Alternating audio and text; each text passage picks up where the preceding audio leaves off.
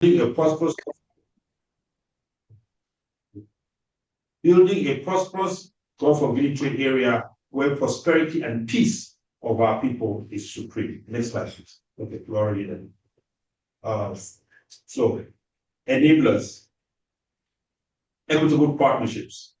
Quite in the room, we have quite a few of our partners. One just walked in, NICET. NICET is a conformity assessment organization. So from the private sector, this SON definitely has the certifier, but to be able to build capacity, SON really does not have that kind of manpower to begin building capacity from the ground up. So organizations such as NICET will work with us to build that capacity, whether it's in agriculture, whether it's in manufactured goods, whether it's in soil mineral processing and beneficiation, to build that capacity granular from the ground up. So these are organizations like that are working with us in this regard. So, and like I said, yeah, capable institutions, NICET is a perfect example of that. Okay. So, support provided by the federal government of Nigeria through the Federal Ministry of Industry, Trade and Investment for the establishment of the Calabar Government Municipal and Trade Center Limited by guarantee. These are just milestones we've covered. So next slide, please. You can read that in there. These are just proof of the support we've gotten from. Next slide, please. In terms of reference, we've gone through that already. Next slide, please. The membership of the initial membership of the interministerial, we've covered that already. Next slide, please. These are some of our partners. The Calabar Chamber of Commerce, the Ministry, NASIMA, the Association of Traders, Web Fontaine, the Nigerian Commodity Exchange. In 2020, we had engaged with the Nigerian Commodities Exchange. Please go just a minute. Thank you. We're engaged with Nigerian Commodity Exchange because a key component to driving value and equity for primary producers is having a commodity exchange where they can trade. The smallholder farmer who produces qualitative goods can trade his goods directly onto the exchange, the same way like a large producer can trade his goods, so that everybody gets value in proportion to their productivity. So we are looking to collaborate with the Nigerian Commodities Exchange to develop a commodity exchange that would drive with this principle. The gentleman, Henry, represents the Cold Chain Association because value.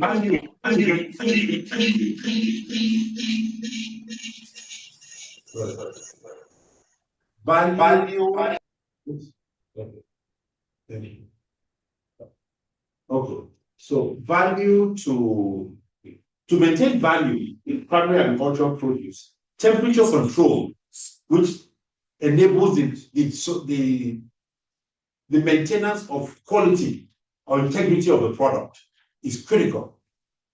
And so we have the Cold Chain Development Association partnering with us in the development of that to ensure that integrity, when we're talking about primary agricultural production, is maintained throughout from soil to the table.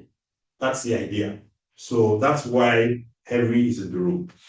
Other members, NASIMA and others we've already spoken to. The Calabar Chamber of Commerce, NICET is in there. Next slide, please. Now, our initial catchment area in Nigeria is we use the proximity of the one. And I want to, a caveat here is that there is a other half of Nigeria. I happen to own a facility in Lagos called Port and Marine Services. Flip on my card.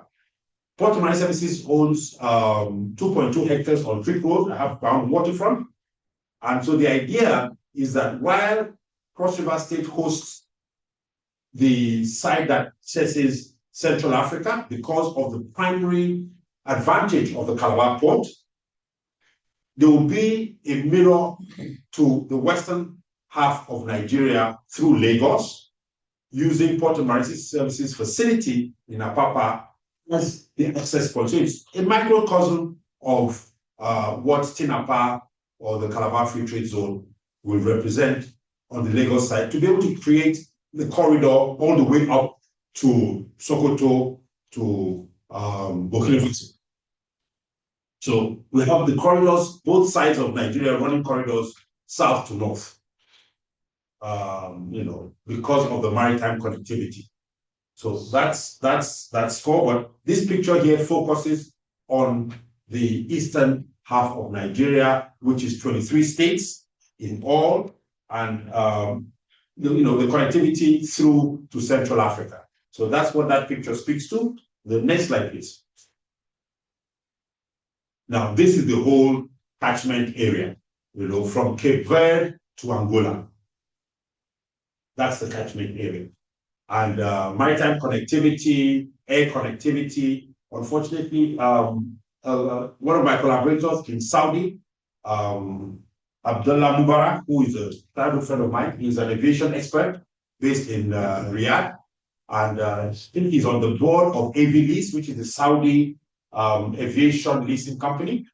Abdullah, his daughter just told me this morning that he's in hospital for high blood pressure. But Abdullah has engaged with Comac, the Chinese aircraft manufacturer, to be able to finance for us 4 aircrafts for cargo. Cargo aircraft, the Comac 919 is short haul. So just within Western and Central Africa. So we have that aircraft, that air logistics solution out of Calabar. The Bamako International, long designated an international airport. Personally, I have flown out of Calabar to Douala, have flown out of Calabar and up to Kinshasa in the past. But unfortunately, that doesn't happen anymore. But anyhow, the potential is there. The airport is still designated an international airport, and with a few tweaks, one of our collaborators online, Peter Bradley, Peter Barclay, is a aviation from the cargo land side operations. The cold chain is also working with us to be able to develop. The Calabar Airport does not have any cargo facilities currently. Part of what we are doing, and that's why I believe the Ministry of Aviation is in here somewhere, I hope. The Aviation Ministry is part of our interministerial because of being able to develop that facility in Calabar as a private sector initiative. So these are things we're positioned for. And so that's so the connectivity, land, road, and sea, land, and air. Next slide, please. These are just some nodal points for trade in Western Central Africa that represent Mali, Niger, Burkina Faso. So both in the Sahel and in the water, we're looking to connect all of it. Okay, land, sea, and air. Next slide, please. So here we're speaking to the potentials in the economy, the size of the economy, 600 million people, 1.4 trillion annually, out of which 76 billion is non-oil exports, which is what we're really focusing on. We are focused on driving non-oil exports. Okay, so these are, something. A key component, one of our key collaborators is WACTAF, the West African Association of Cross-Border Trade in Agroforestry, Pastoral, and Fishery Products. Alaji Salami, he was supposed to be represented by somebody here. I don't know if the person is here yet, but WACTAF is a big collaborator for us. And so we're engaging, we've been engaging with Salami now for close to 4 years. And so that's on that scope. So Calabar Gulf of Guinea will provide a holistic ecosystem within which trade is simplified, structured, consolidated, and a seamless logistics solution. Our ecosystem is specifically designed for SME operators with the clear objective of migrating them migrating them into the formal trade sector without complications or extra costs. In fact, our ecosystem is designed to reduce their costs while increasing their trade volumes and efficiency. Next slide, please. Okay. Okay, this speaks now to the engagement with our Frexim. And for the purposes of emphasis, I'll just read it so that we are clear on it. It is noteworthy to state at this point, the Calabar Gulf of Guinea is currently in discussions with our Frexim Bank to warehouse and manage on our behalf the sum of about $20 billion of patient capital, we shall be raising from the global financial markets to fund financially viable projects within our trade ecosystem. Of the above referred $20 billion, the Calabar Gulf of Guinea is looking to focus 40% or $8 billion on the eastern half. Well, it's actually Nigeria, not just eastern half, on Nigeria. An area consisting, well, like I said, Nigeria is what, 36 states and the 36 states and the federal capital territory, so 37. So we're looking at it all. Okay? But out of that, because of the logistic challenge, because logistics is a big part of trade, and the Calabar port and all of that, the channel, all of that has quite a bit of challenges currently. So we're looking at out of the 8 billion to come into Nigeria, about 2 billion will be focused on the Cross River State to ease the bottlenecks, which are several.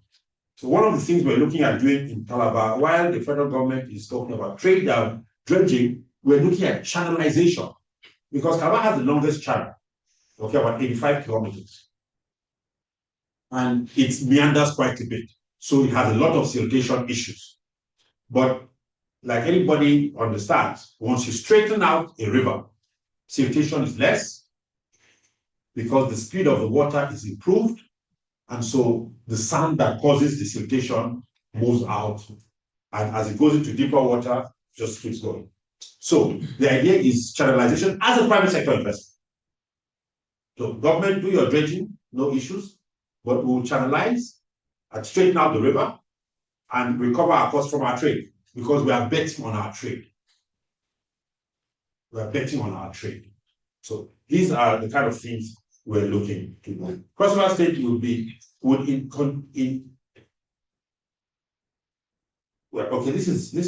was the Cross River State would be at this juncture. Calabar Gulf would be at this juncture like to invite. Well, this was a presentation to Cross River State. We've gone past this level now.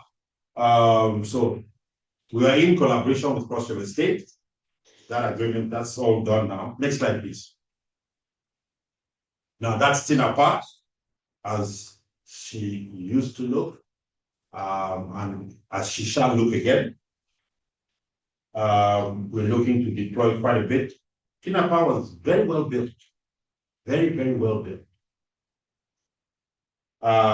These are some of the, okay. Tinapa, next slide, please. Just some facts about Tinapa. Tinapa is situated on 217 hectares of land. However, its actual footprint is just 69 hectares. Okay. That is developed. We have 240 cubic meters of temperature-controlled potential warehousing. They are emporia. Each emporia is, the 4 emporia has 10,000 square meters footprint, 6 meters height, 60,000 cubic meters of temperature-controlled space today. Okay, 4 of those, that's 240,000 cubic meters of temperature-controlled space. If you want to convert space into a refrigerated facility, it's just insulation. And then you change your compressors. The ducting is already there in Tinapa. The ducting is already there. Okay, and then you then create a temperature-controlled effective workspace. So whether it's for a packing house, whether it is for you to put in refrigeration and really drop the temperatures down, those are other things that are along the way. But the structure, the hard structure is already in place. And that's critical. That's critical. Tinapa also has a 1.2 kilometer waterfront, not developed, so it's just land by the water. But converting that into a terminal gives you a 1.2 kilometer quay. Now, when you straighten the Calabar Channel, then much larger vessels begin to have access further upriver. So it's all logical. The trade is there, it's broken, but it can be consolidated. Okay, and once that consolidation takes place, it's an explosion. We believe in it and we can bet on it. We are betting. We have bet on it. So moving forwards, parking capacity there are 4,000 vehicles and coaches. So that's quite a bit. I mean, this slide, you have this presentation. Next slide, please.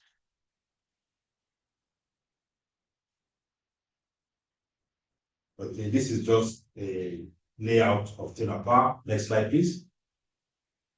Some pictures of the hotel as it used to be. It's not like that. And during the EndSARS, it was heavily vandalized. So it's not what you see right now, but it will. It will. That's the next slide, please. This is the studio Tinapa, where Moabudu used to broadcast from initially. But that's also been heavily vandalized, but it'll come back. The water park, next slide. The water parks, that's been somewhat reactivated, not quite what it used to be, but it's not what it used to be either. Next slide. These are a few of the Emporia, that was an exhibition that took place there. So now the picture to your left shows you the inside of one of the Emporia. Like I said, it's completely ducted. If you look close enough in the back, you will see the ducting for the air conditioning. So it's just the insulation. Once you insulate it, you have unimaginable space for refrigeration. So yeah, that's that. Now, one of our consultants is Deloitte. Next slide, please. One of our consultants, well, Deloitte are to do the trade study for Calabar and Gulf of Guinea, which is basically the multilateral trade study. So what am I saying? Trade from Nigeria to Burkina Faso, trade from Burkina Faso to Angola, trade from Angola to Cape Verde, and all of that. So it's a web of trade. So Deloitte are going to do that trade study. What does Nigeria have that they need in Burkina Faso? What does Burkina Faso have that is needed in Angola? What does Angola have that is needed in Cape Verde? Okay. Now, the idea is that when all of that trade is defined, we then move on to how do we connect that trade. That's what Haskell, they're no longer called Royal Haskell, they're now called Haskell. Haskell in terms of maritime trade consulting, maritime consulting, Haskell is #1 in the world, without a doubt. And Haskell is working, I believe someone representing Haskell is online and to represent them in this meeting. So as we speak, when we're talking about the journey thus far and what we've done, I guess I'll bring them into the conversation. So, but this is just a think piece from Deloitte, and I'll just read it. The primary objective of this trading platform is to become a lead intermediary for high-quality primary inputs for value-added processors within the Gulf of Guinea trade area, as well as the intermediary for secondary and, if possible, tertiary products processed within the Gulf of Guinea trade area for the global market. That's our objective for the commodity exchange. Next slide, please. Manufacturing.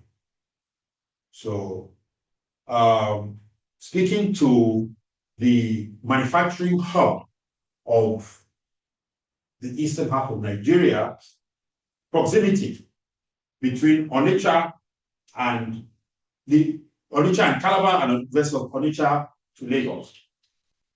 Onitsha to Calabar is between 280 to 320 kilometers. Onitsha to Lagos is 452.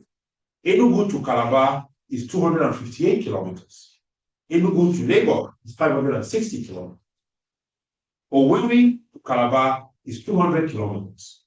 Owerri to Lagos is 532 kilometers. Aba to Calabar is 180 kilometers. Aba to Lagos is 605 kilometers. Makurdi to Calabar is between 520 and 500, between 420 and 520 kilometers. Makurdi to Lagos is 750 kilometers. Yola to Calabar is 870 kilometers. Yola to Lagos is 1,300 kilometers. Jos to Calabar is 720 kilometers. Jos to Lagos is 1,000 kilometers. Just to give you an idea of proximity in that sector of Nigeria and the natural advantage of the Calabar port when put right to trade out of those that half of Nigeria. So that's just for that. Some kind of things that are traded. Okay, Eastern Nigeria's largest hubs for manufactured goods exported into the Gulf of Guinea trader is in the East Central region of Nigeria. Within this hub can be found manufacturing capacities for goods such as value-added agricultural produce, such as foods and beverages, tobacco, packaging, labeling and printing materials, plastics and rubber goods, textiles, shoes, blue leather, automotive parts, and assembled products, worked metal products, foundry and metrology products, glassware, cement, ceramics, pharmaceuticals, medical products, cosmetic products, electronic products, and OEM, original equipment manufacturers products, locally assembled household products, chemical products, wood products, etc. The geographic locations of Eastern Nigeria's most productive manufacturing hubs with consistent exports into both ECOWAS and the ECAS are such places as Onitsha, Aba, and Nnewi, albeit majority of these products are exported informally. Next slide, please. Tinapa as a cold chain hub. Now, this speaks to the issues I've said about the cold chain. I will not bother. You could catch up on that in your own time. Next slide, please.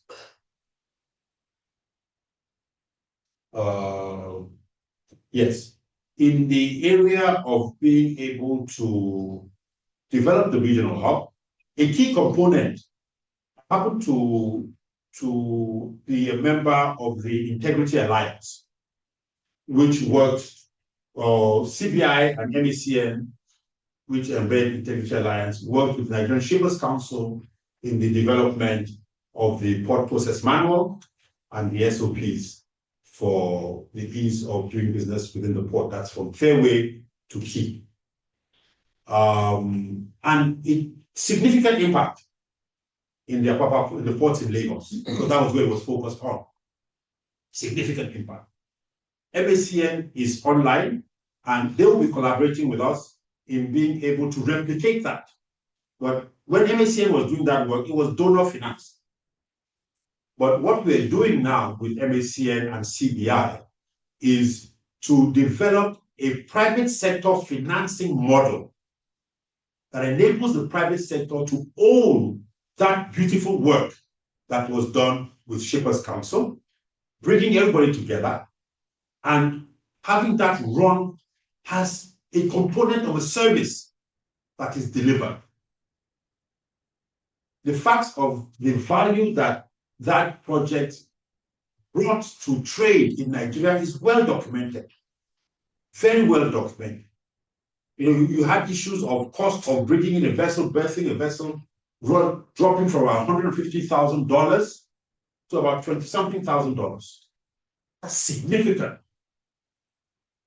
Yet still, I mean, they say today, if you want to clear a container, 20-foot container in Tema, vis-a-vis the same 20-foot container in Lagos, you're looking at close to about $15,000 differential today, with Tema being at the lower end and Lagos being at the upper end. Same goods, same port, within the same catchment area.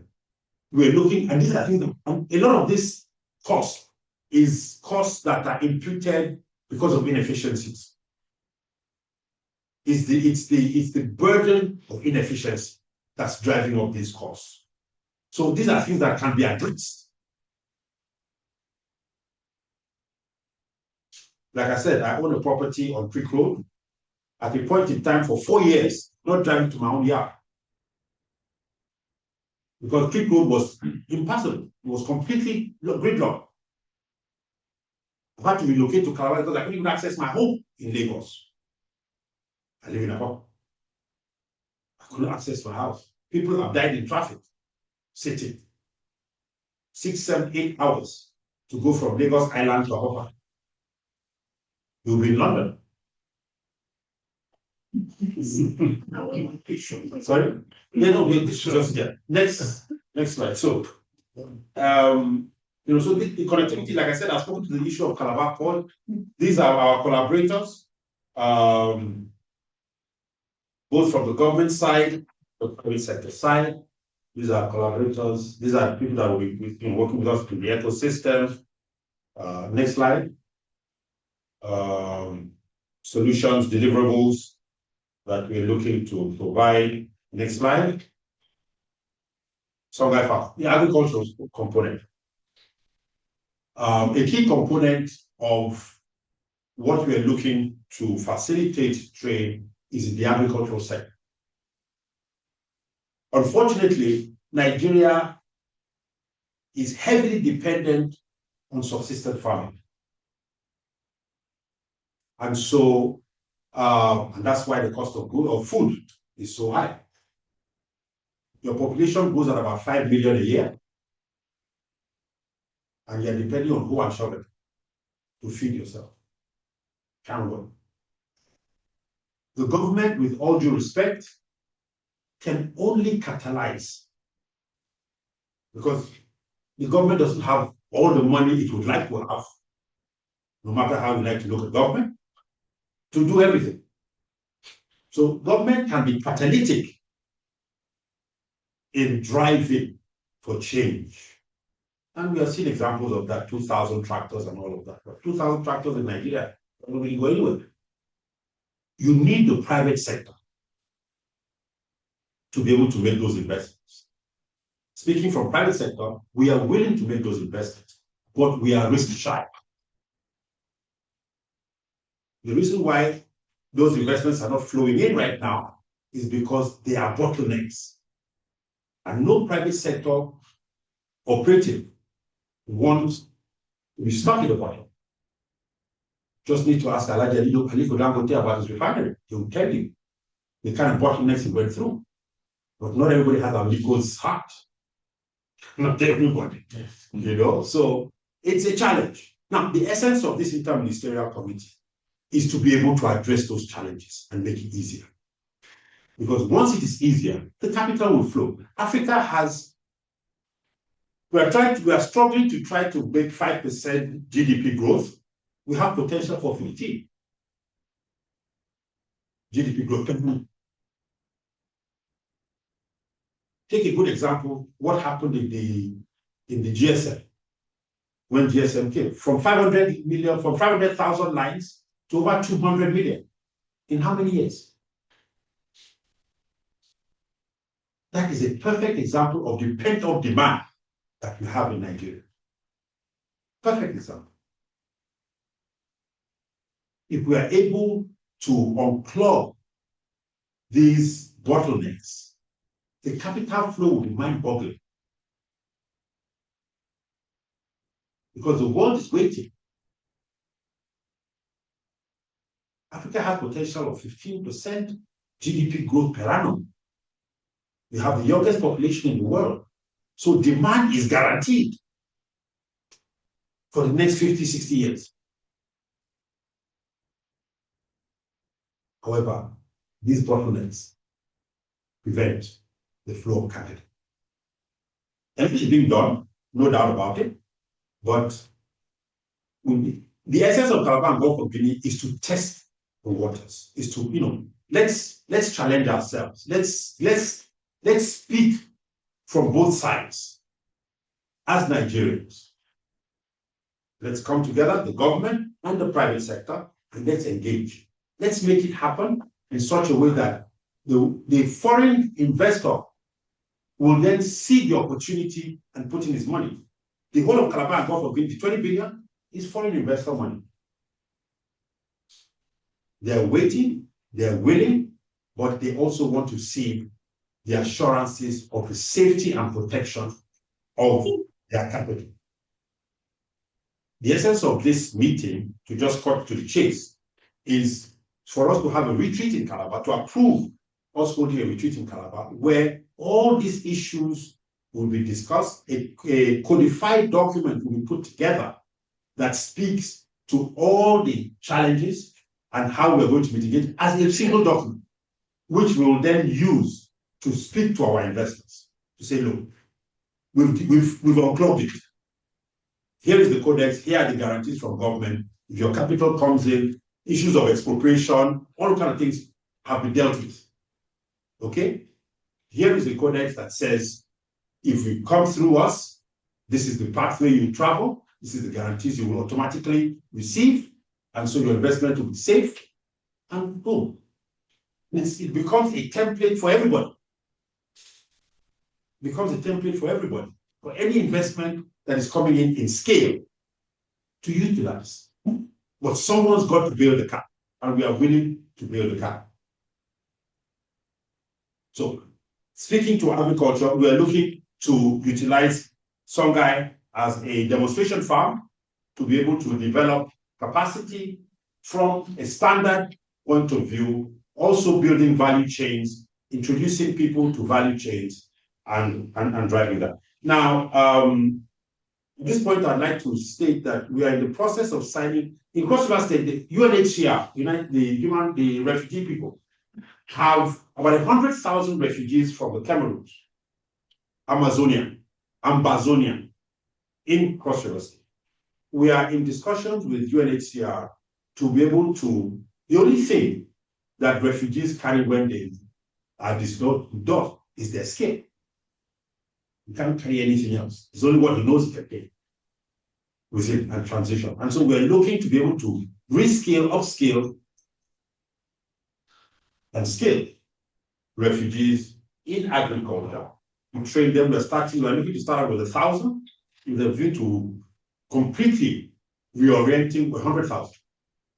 Cross River State government, we requested from Cross River State for 100,000 hectares of land to use for primary production and also development of what has been also defined as the SAPZs, okay, Special Agricultural Processing Zones. So we're looking to develop this, but we just call them hubs. We're looking to develop these in Cross River State using the 100,000 hectares that we have applied to government. Government has given us approval for between 5,000 to 10,000 hectares. The rest we have to acquire ourselves. We are disposed to do that. But all of this investment has to first, we have got to create that safe landing for the investment to flow in. We have the investors. Afrexim is only providing the channel, the pipeline for our investors to put their investment that then channels into Nigeria or whichever other West or Central African country we go into. But before any of that can happen, safety needs to be assured. Documentary, not by mouth. It has to be documented. So that's a key thing. So that's speaking to the agriculture holistically. Songhai is on 243.4 hectares of land. Like I said, it's a demonstration farm, it's a training facility that we will use to develop capacity. And that's that. So next slide, please. This is just a picture of Songhai. Next slide. Next slide. Next slide. Next slide. Next slide. Next slide. Next slide. Next slide. Next slide. Now, this is also on hospitality. Online, we have Ambassador Mwakai's CEO. Ambassador Mwakai's CEO is he was, I don't know how many people know about the Utali College. Utali was one of the, Utali, in hospitality training in Africa, Utali was like the Harvard of hospitality training. Ambassador Mwakai's CEO, oops, just switched off the, okay. Ambassador Mwakai's CEO was the principal of Utali College. He's working with us in developing a hospitality capacity development center, hospitality school. Currently runs his own hospitality school in Nairobi, Kenya. And is looking to work with us to develop a similar capacity that would also enable us to, that those that come through, to also have job openings by coming through, to have job openings to be able to, so as you come through, you get certified, you have an internship internationally, and then possibility of employment or retainership when you come through. In that regard, I've been speaking with the NELFON, the chief executive of NELFON, Akintunde Sawyer.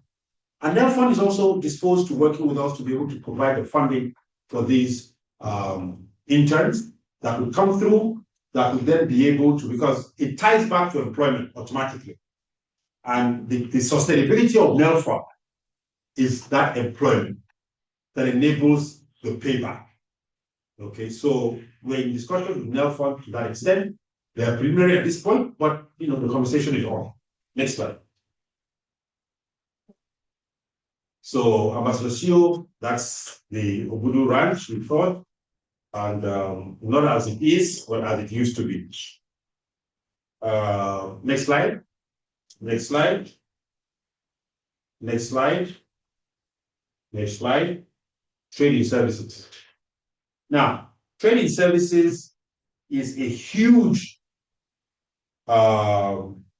possibility. Now, our NIDA is supposed to be in the room. I don't know if you're here. In training services, one of our partners is ISN, Internet Solutions Nigeria. And in driving trade, I mean, at the federal level, our current minister for digital economy is doing quite a bit. Cross River State, during the time of Donald Duke, tried to set up a fiber optic project, which got stalled once his administration ended. We are in conversations with Cross River State government to, in partnership with ISN, to take up that fiber optic project and complete it, and also utilize it as a backbone, because in everything we do, whether it's agriculture, whether it's mining, whether it's manufacturing, whether it's trade, the digital connectivity is a synonym. It is. It just is. Everything is dependent on it. The success of, so we need to have a very strong, reliable digital backbone. So we are looking to make that investment in Cross River State to be able to drive that, because it is fundamental to the success of our project. So that conversation is ongoing with Cross River State. And so ISN is here to speak that yes, this collaboration is real, it's alive, and it's well. Next slide, please. So these are, okay, I spoke to the official UNHCR and all of that. That conversation is ongoing, and hopefully before the end of this month, we should be signing that agreement and then taking off from there. And UNICEF is involved in the training when it comes to the agricultural sector and then the value chains also. So as we develop capacity in these areas, NICET is one of our key partners. NICET and Ambassador Mwakasio, through his consulting firm PI and his school IHTI, they are partnering with us in that capacity building. So that's that. Solid minerals.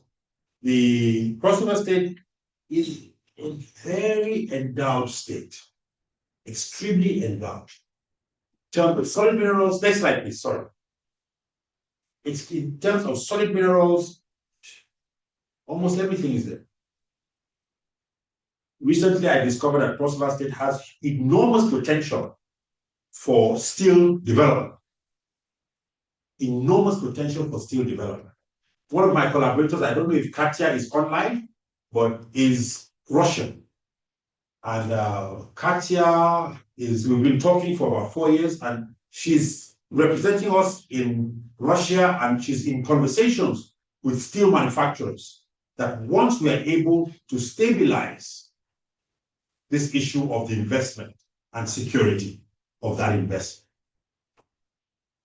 we're looking to invite Russian investors to come in and look at steel development in Cross River State, which is a game changer for industrialization, major game changer for industrialization. And having steel, having a port, it's heaven on wheels,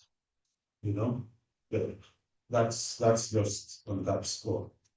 Calabar Gulf of Guinea, using the Songhai in collaboration. We also, I don't know if Dr. Waripong from the Kasset University of Thailand is online at the moment.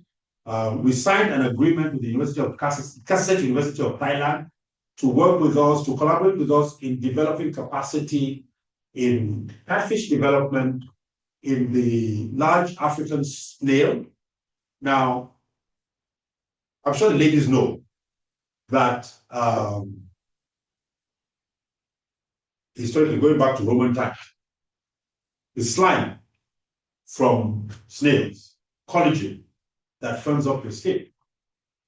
So a lot of the cosmetics that women use has snail slime in it.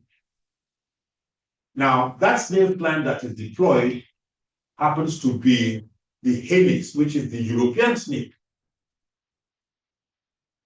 The African snail, not much work has not been done in its excipients, in the derivatives of it. All we do is we break it, we eat it, and that's it. Personally, as a much young boy, I remember in Calabar, I went to visit my grandfather Christmas, and a child had convulsion, epilepsy. My second wife was my third for him. It's not late, but anyway, she came down, tapped the tip of the snail, that syrup, they put it in the boy's mouth, epilepsy cut. 5 minutes. The boy that was gyrating up just slept off. That memory never left.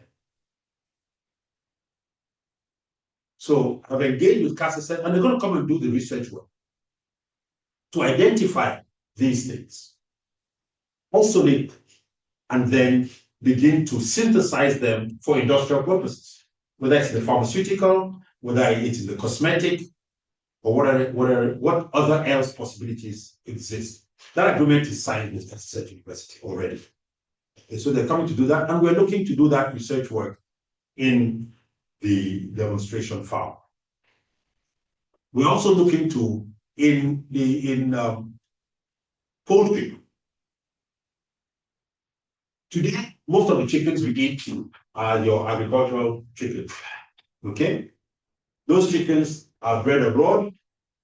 They're very sensitive. You don't think, boom, they die. Kasset University in Thailand, they have their native chicken called the jungle fowl. That's what they call it. And they did research work on it. and developed its capacity for eggs and meat. That today, they are jungle fowl, which is far more disease resistant than the European white, blue, all those chickens that you eat, the poultry. Far more disease resistant and matching in terms of productivity, whether it's meat, whether it's eggs. Now, in Nigeria, we have our native chicken. I think there are about 6 or 7 different species.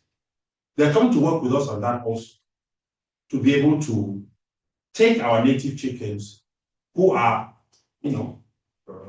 naturally endowed to resist the things that happen here, but bring them up in terms of egg production, bring them up in terms of meat production to match what the we call agri chicken can do. They've done it already. They just haven't done it with our own. So they're coming to work with us in that area also. Like I said, the agreement is signed. I don't know if Dr. Waripong is online. He'll speak to that in the very near future. We are also, in terms of the economic strategies, economic planning, the policy issues, the current governor of Anambra State, Soludo, set up Africa Heritage Foundation after he left Central Bank at the think tank. We're engaged with Africa Heritage to work with us in the area of research into trade. Okay, so research into trade. So issues of trade. Where are the nuances? After we've removed the heavy blocks. Okay, we now begin to look at those nuances. What are the little nuances that are still making it a bit stiff? The essence of the collaboration with Africa Heritage is to look at those things. Okay. Now, because we have the big logs, it's not possible to see those little nuances yet. But as time goes on, those nuances will begin to show up. And the essence of our collaboration with Africa Heritage is to be able to look at those nuances and begin to address them so that we keep the channels of trade open and free. Okay, so that's that. Those are a few of the members. Is Professor Soludo himself, Dr. Obioze Kwesile, Professor Akwanepo, Professor Sita Ogu, Donald Duke, Professor Ralph Bayan is used to be with the Brookings Institute. Okay, so and then Jeffrey Fine. Well, now Bishop Matikuka, I want to say Reverend, but he's now Bishop Matikuka on board. Professor Ofo Okeke used to be the executive director. He's not right now, but I'm sure he'll be back. He's on medical leave. So that's that. That's the kind of collaborations we're looking at in the area of research and development. Like I said, you will see these things. So next slide is trade corridors. We've spoken to trade corridors. We've spoken to the trade corridors in terms of proximities and all of that. There's the phone border that is supposed to run the Lagos to Mombasa corridor. So the corridor is supposed to start from Dakar, through Abidjan to Lagos, then pick Lagos through Mfom to Mombasa. That's the plan. Okay, so Cross River State, from every dimension, is identified as a trade corridor. But Cross Riverians see themselves as civil servants. The paradox. But we are looking to address that paradox very soon. And His Excellency Senator Prisbasi Rutu is highly committed to us succeeding in this regard. Next slide, please. So these are just the corridors. We're talking about the Calabar Port Complex, the challenges and all of that of the Calabar Port Complex, which is the most proximate port to Central Africa. Most of these challenges, I'm sure you guys are aware already. So let's move on. Our principal terminal that we're looking to work with is the ECM terminal. They're the most ready. Okay. Other terminals, the Calabar has 3 terminals. Depending when we develop the Tinapa terminal, ECM is ready to go now. Other terminals have 1 or 2, issues, but ECM is ready to go right now. So we're talking to ECM, and we have a very good relationship with ECM terminal. So next slide. This is just some examples of the kind of cargo that has come through ECM. Next slide. Some more pictures. Next slide. Some more pictures. Next slide. Okay, this is the Magadego International Airport now we're talking about. We've spoken to that already. Next slide. Then this is the corridor that I was talking about, Abidjan, Lagos, from to Mombasa and all of that. That's the corridor and how it connects to go down through Central Africa, you then tee off to go towards South Africa or Angola and the rest of that. So that's next slide. Okay. Yeah. So the Commonwealth of Guinea envisages within the first 24 months of our operations, we shall support about 400,000 residents of Cross River State to begin the process of exiting multidimensional poverty for themselves. And I define multidimensional poverty for what it is, or our definition of it in there. And these are way forward. At the Calabar Gulf of Guinea, we have identified the gaps hindering effective exploitation of all the diverse business opportunities abound within the AFCFTA agreement in general, but more specifically within the Gulf of Guinea trade area. MSME businesses have and will continue to struggle in the absence of a holistic, structured trade ecosystem purpose-designed to cater for the peculiar needs. Our ongoing engagements with all stakeholders involved in trade facilitation, in the trade facilitation ecosystem within this trade area, is a calculated attempt to reposition the private sector as the lead player in the development of a veritable solution for trade in the Gulf of Guinea trade area by providing critical trade carrying infrastructure and evacuation corridor support within this trade area in particular, but also for the global trade in general. Then these are our prayers. This was when we've gone past this in Cross River State and all of that. We're well on track. Next, thank you very much.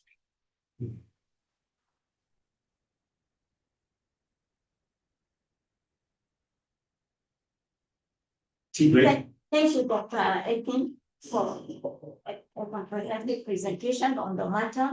My colleagues, distinguished partners, even from the private sector, as you all know, the purpose of the meeting is just to explore and share the practical insights on the project that have been presented before us this morning. The issue is also to highlight the life journey of the project.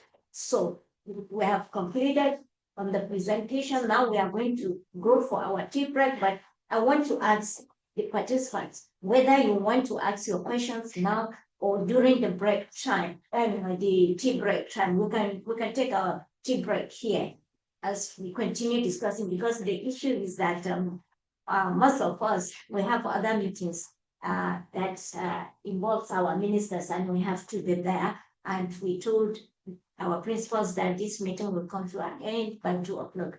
Please, Dr. Etim, I want to, from the next presentation, if you go straight to the point, just precisely and summarize your presentations as quickly as possible so that we can interact with each other and conclude on this issue by 2 dots. Sure. And thank you so much, but I want to hear from the participants. This is suggestion. are we to take the questions first before the tea break or during the tea break so that the next presentation will be great? Considering time. Considering During time. the tea break. Okay. How about tea then? Are we all in agreement on that? Thank you so much. Please, where's? You should tell them to bring it back here. Sorry, I will not continue. So anybody that has some question can direct the question to the charity. We have a response to some of the questions. For those online, if you have a question, can you identify by signaling Yes. answer? Your question will give it audience right away.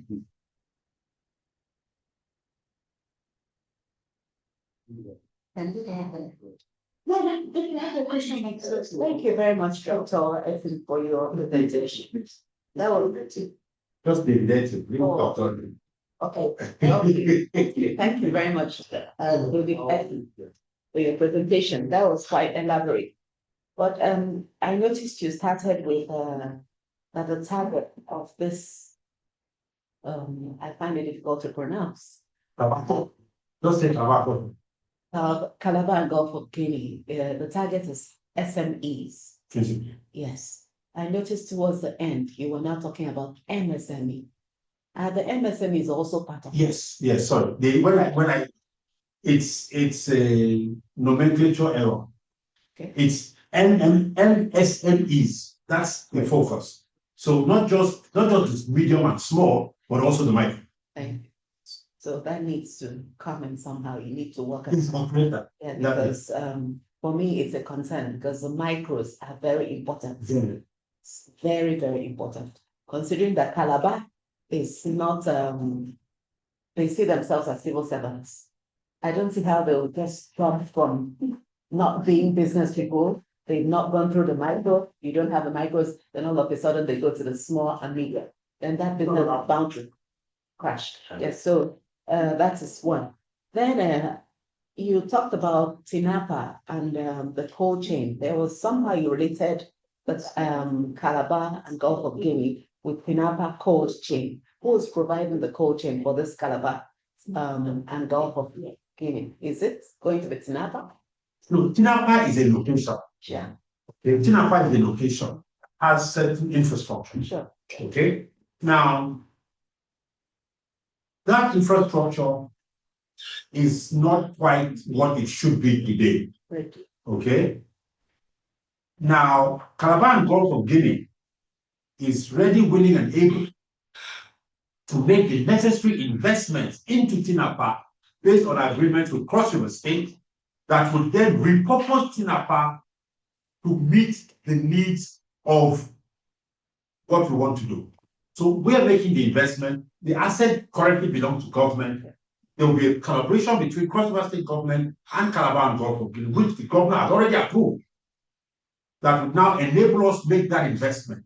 But because investments flow national to state, money cannot enter Cross River State without first entering Nigeria. Okay, so Nigeria, who is the gatekeeper for investment flows, has to first speak to the issue of protection of investment. Because without Nigeria speaking, Cross River State, whatever Cross River State is saying is just, Sovereignty is less. Sorry? Say the sovereignty is less Yes. without Nigeria. Exactly. There's no sovereignty without Nigeria. Okay. So that's very good. That is the essence of this intermediary at the national level, who admits those heavy loads, heavy weight, the heavy lifting will be done at the national. Cross River State is just a beneficiary of the heavy lifting that has been done at the national level. So Miss is included. Any other person to speak? Yes. Yes, sir. David, well done for a very powerful presentation. But please, when you're talking, we have some people that have not yet introduced themselves. Maybe when it's a full listing, we'll ask them to introduce themselves. But while talking, you also introduce the agency who. I am Henry Sango, General Secretary of the Poetry and Development Sector. But I also run a private business called West Atlantic Poetry and Commodities. David, like I said, your very important presentation was well received. I strained my ear to hear you address power. Because if you're going to load Calabar access for all of this, it can't be generator driven, of course. Okay. You can't be talking about being competitive.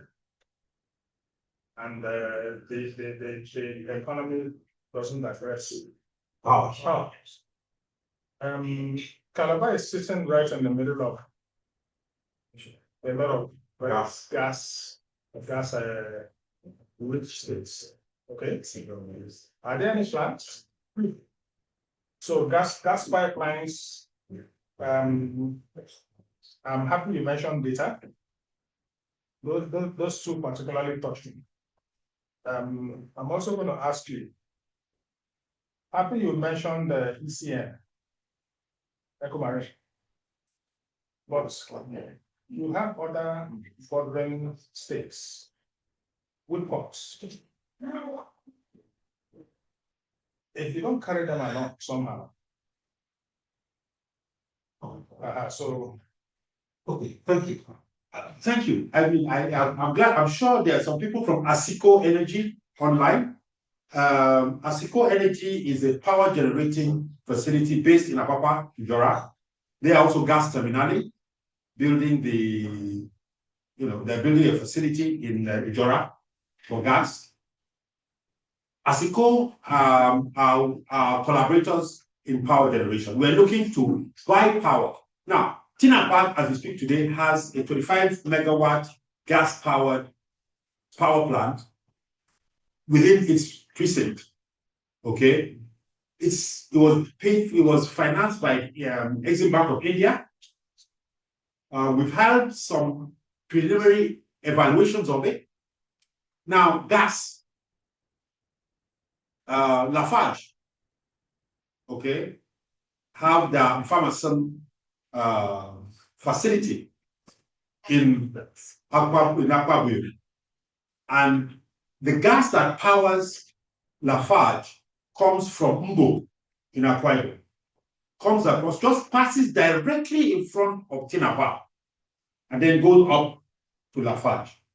Okay, all it will take, and there's a tee-off on that pipeline that goes to the gas pipeline. So the infrastructure is already there. Okay. It's like I said, the devil is in the details. It's just working out those details. And there is more than sufficient embedded power. Within Tinapa, within Cross, there's also the Olupani gas power plant, which is the Niger Delta what do you call it? Niger Delta power company, exactly. So they're also there. In terms of power, Cross River State has the potential of meeting its total power needs, okay, without you creating any new infrastructure. Okay. But it requires that the current infrastructure is revived, is resuscitated, and is managed creatively. Asico Power are providing all of that. So I'm not a power expert. Mine is trade. But Asico have that capacity, and they will bring that to the table. That's why we are partnering. Okay, so they are bringing the power. The whole power solution will be provided by Asico. Thank you. And the next one. Just a follow-up. When you mentioned African heritage, yes, I like the idea of the word heritage. African Union has 6 regions, and one of them is offshore. Yes, the diaspora. African diaspora. You and I know very much that the African diaspora, almost all of them came from West Africa. the same Gulf of Guinea, Yes, exactly. which is so. I would expect, even if for nothing else was for pure emotional, cultural, It's not historical. emotional. Business there. No, I said, okay, not for anything else. Okay. South America, Central America, and even North America. There's a solid tie. You're not exploiting it. I know you are, but for the benefit of them. Well, thank you. Thank you for the leading question, and I shall provide the answer. Well, also online is my Caravan Golf of Guinea permanent not permanent representative in South America, Luis Umbasaya. I believe Luis is there. If he's not yet, he will be joining us shortly. Luis, now, when I talk about import substitution and the migration of production from offshore to the local, Caravan Golf of Guinea, one of the things we are going to be doing is a study tour to 3 countries. 1, South America, Argentina, Thailand, Kenya. These are the 3, first off. Okay. South America, we have set up to sign collaboration agreements with about 20 organizations. In the agri sector, about 3 or 4 chambers of commerce that will be collaborating with us to develop capacity here. So the South-South collaboration concept is something we are very much committed to, inclusive of the Africans in diaspora, the Caribbeans and all of that. We are definitely, and the issue, Ambassador Mwaka Isio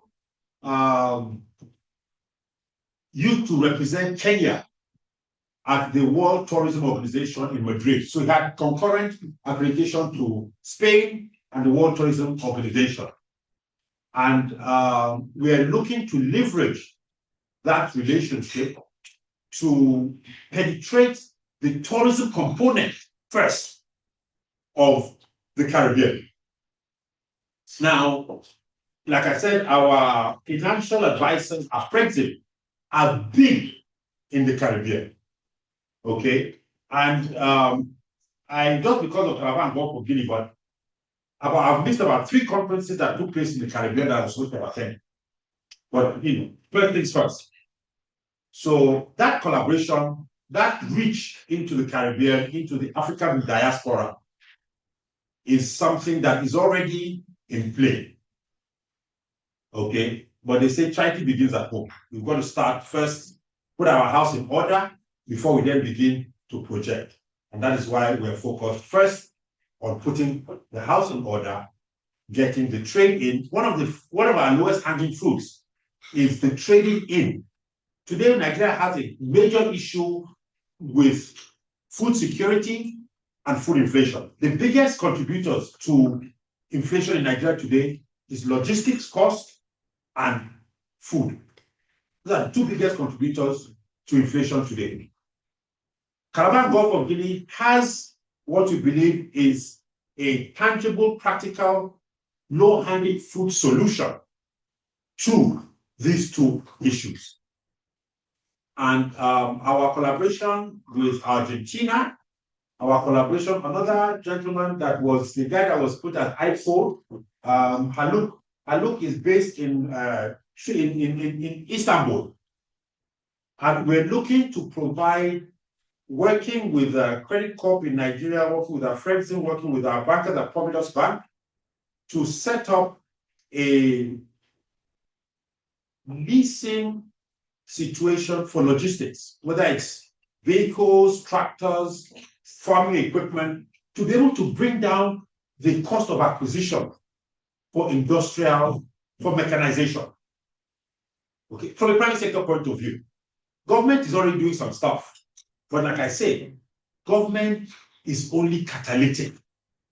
The scale for all those solutions must come from the private sector. And we are geared up for that.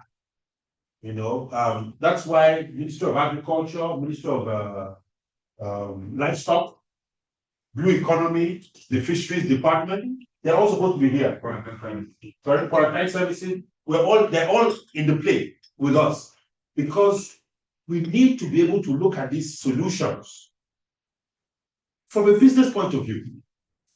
I say to people when Donald Trump started his America First and cut off US aid to USAID and all of that, for me, I said, well, hey, it's a wake-up call. Aid will never get you where you need to go. Aid is just like you have a deep cut, and then you just take a small plaster and you put a cut, and then it's bleeding up and down. That's what aid does.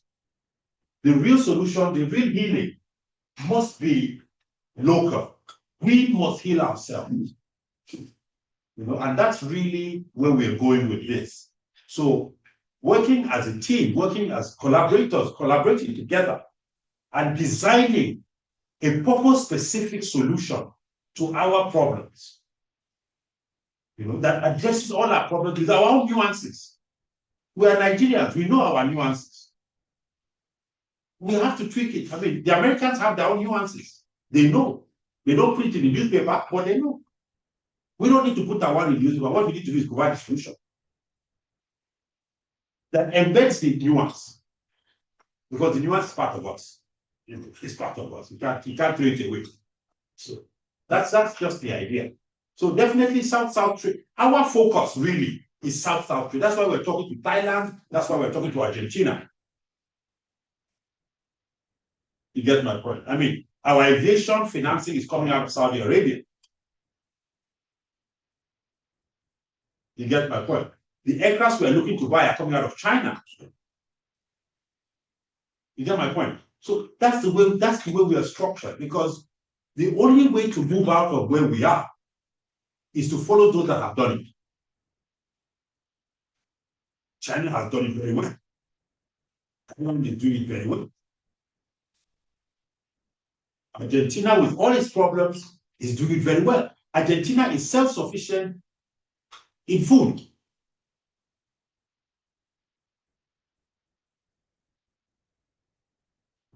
The cost of meat in Argentina is cheaper than water. Production.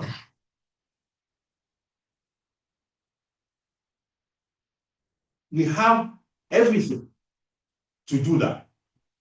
I was on a radio interview yesterday, from Calabar. They called me, and we're talking about inflation and why the inflation figures are dropping, but cost of food is not dropping. And I said, look, the inflation figures is mathematics. Cost of food is production. You rebase, you add a few things in there, the figures adjust. It's not illegal, it's not a crime, there's no lie. But the figures will adjust. But production, you cannot adjust production without producing.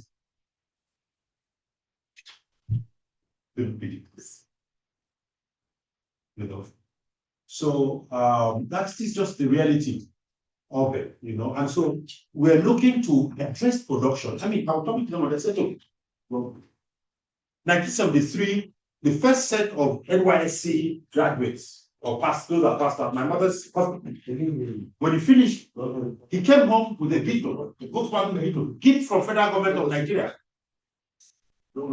That vehicle cost 300 naira.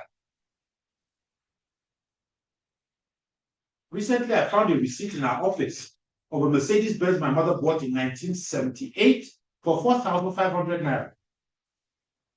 Nigeria. What was the difference? Productivity. 1961, Bata were making shoes in Apapa, sneakers. 1961. Today we're importing sneakers from God knows where.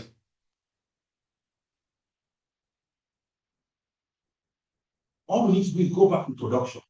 That's for me, that's it. I mean, everything else, and the only people, I mean, Raja Nico Dangote, I admire him greatly. His refinery. Everybody said it won't happen. Everybody said it won't happen.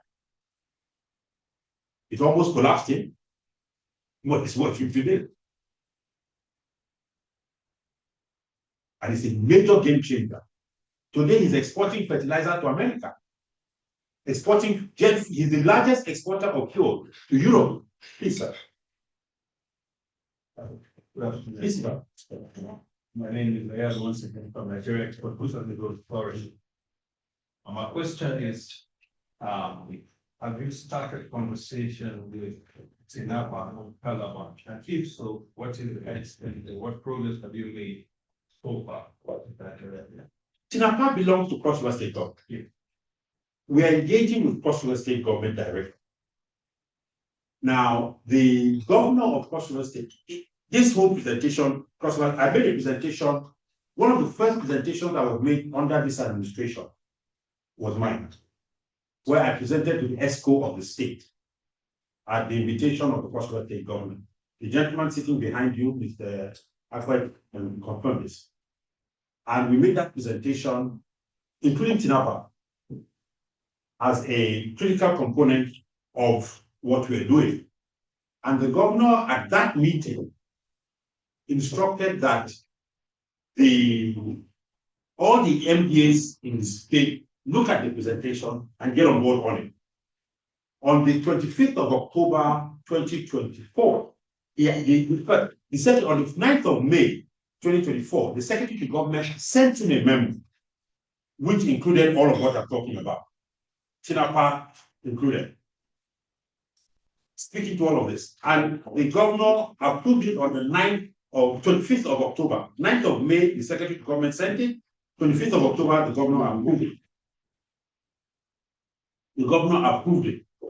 So, in terms of the overarching approval, we have it already. I can project it right now if you want to see it.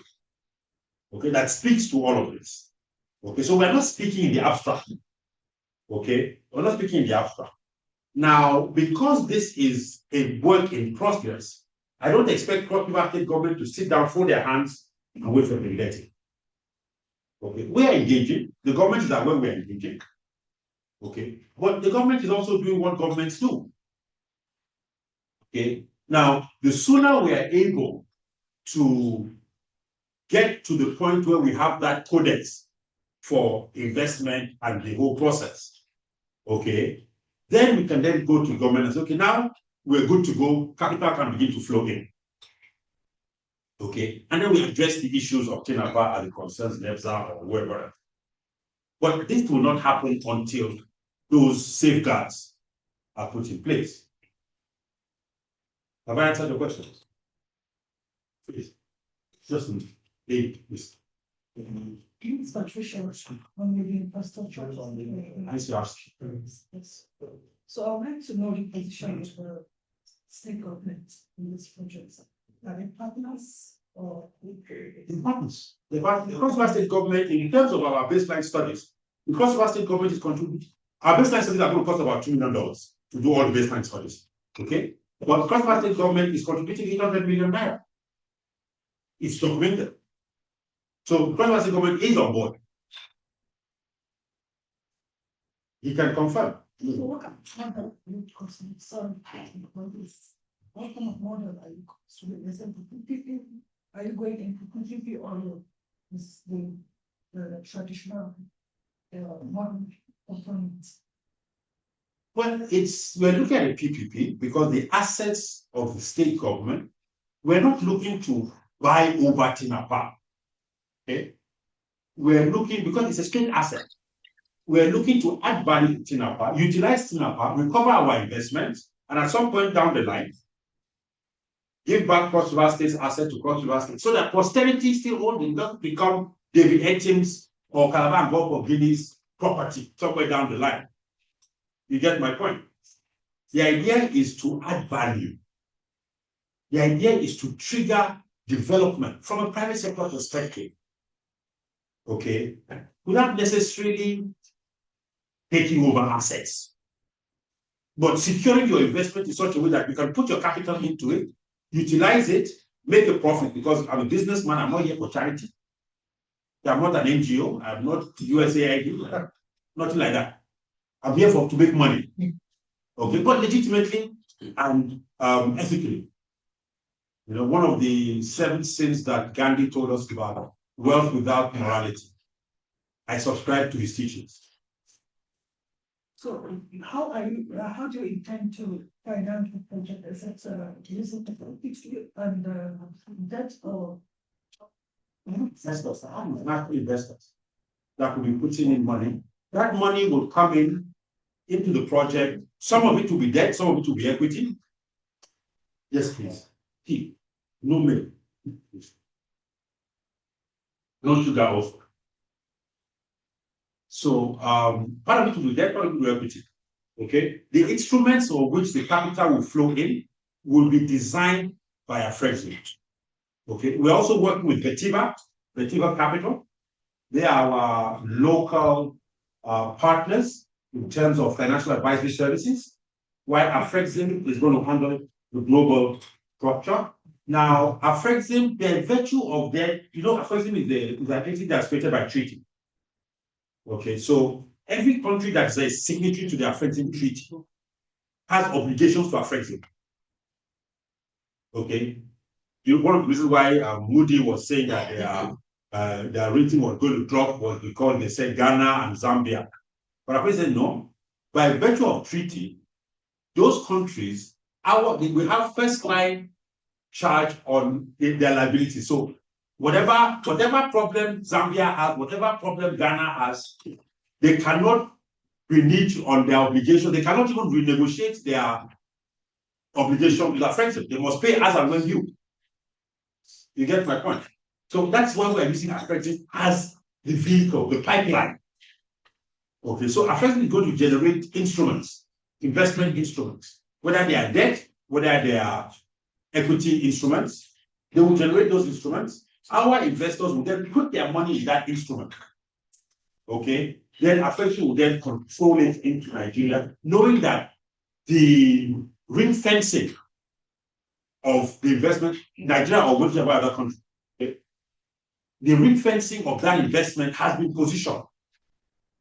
Because Affecting is also going to give our investors and those that buy our debts the assurances of their money.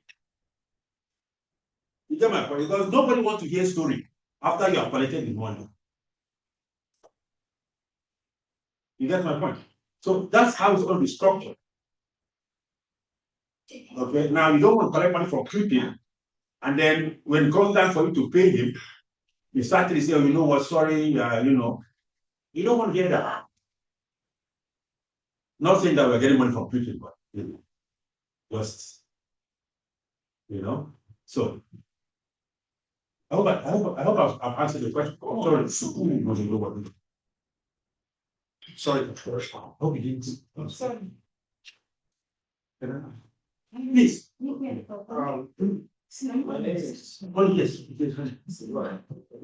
Go ahead.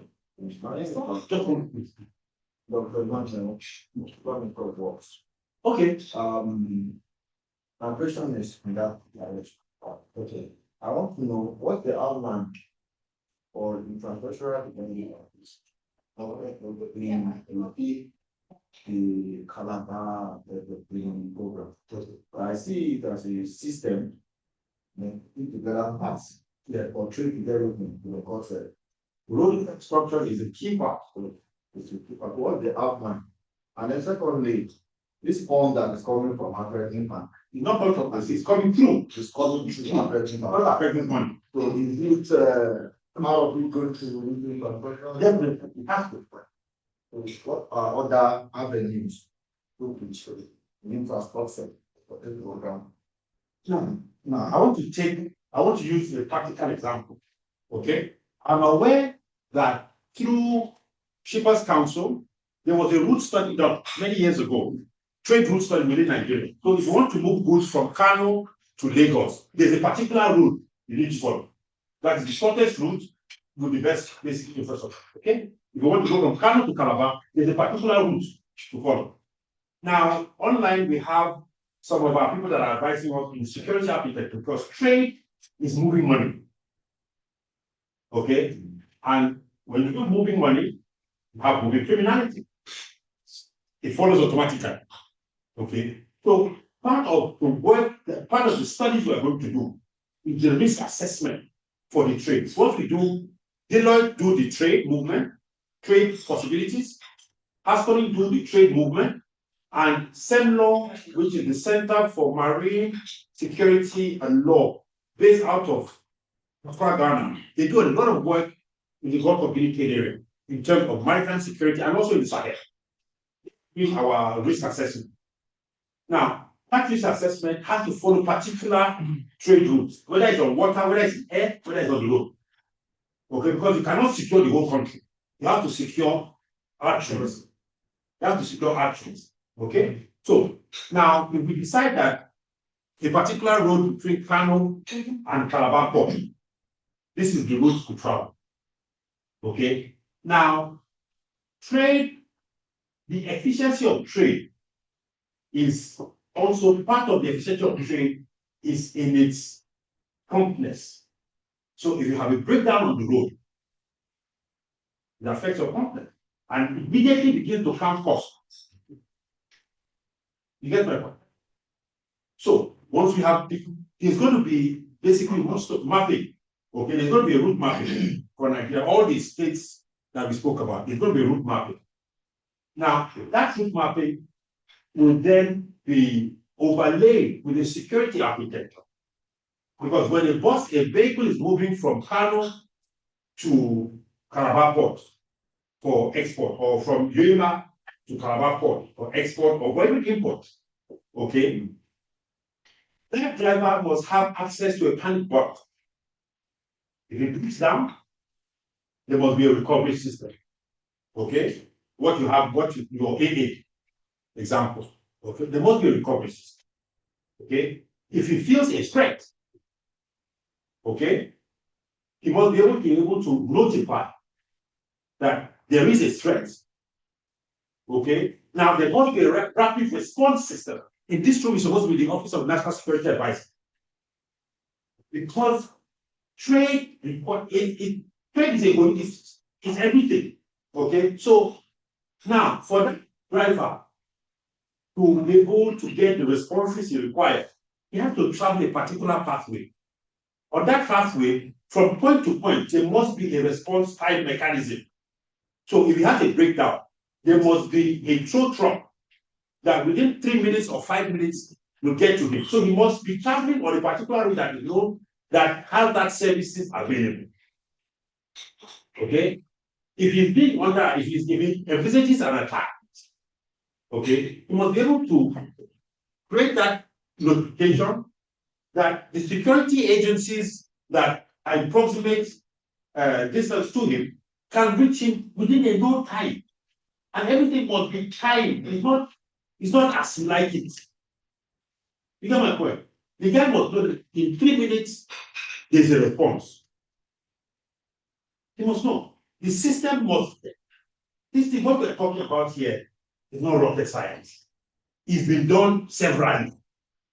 All we are saying is that the private sector, in this instance, will drive that process. But the private sector doesn't carry guns. The private sector doesn't, we can provide the Air Force with a drone, but we cannot move that drone. You get my point? We can provide the police with vehicles, but we cannot carry the gun. So you need to integrate with the security architecture. You get my point? Now, for you to integrate with the security architecture, you have to have defined routes for travel. Now, for those routes to be functional, those routes have to maintain. Those don't just wake up and maintain themselves. You get my point? So we have, at Calabar Gulf of Guinea, we will then have a vested interest in the development of roads, of that road infrastructure, because our trade is dependent on that road. Now, whatever investment we make in the road is known, is computed, it can be recovered because we have a trade is passing through that road. So X amount of, because the service we're providing, X amount from that service goes to recovery of the investment made on the road. Okay? Now, because you have dimensioned your trade, you know how much volume is coming. This business here is a volume business. It's a volume business. You get my point? Now, once that volume is flowing, everything is fine. But the minute there is a constriction, no matter from where out, everything backs up. You get my point? So it is in the vested interest of the private sector to ensure that there are no clause. So if there's one clause, straight away the clock is sticking in millions. It's sticking in millions. 15 minutes delay can cost you 10, 15, 20 million. Like that. Yeah, so what we are building here is a system that has to be extremely efficient. Okay, and that is why it is the time we are spending in this room to think is time invested. Because we then begin to engage and your challenge as Ministry of Works becomes more a problem. Do you understand my point? Okay. Yeah. So if your FEMA budget is exhausted, my trade must still move. You get my point? So I am not budget dependent. But my budgets need to be planned. I need to have clear line of sight on what I'm doing so that we hit those, because if we don't have a pool of funds and just looking for where to go, things have to be, so we need to know your challenge. We need all the mapping has to be done. We need to know those routes, we need to know the challenges on the roads, we need to be prepared to solve those challenges. So that when the challenges occur, you already have the reservoir to draw from to address it because you are aware of it. There's no willingly wake up, oh, you know what, we just remember. No, can't happen.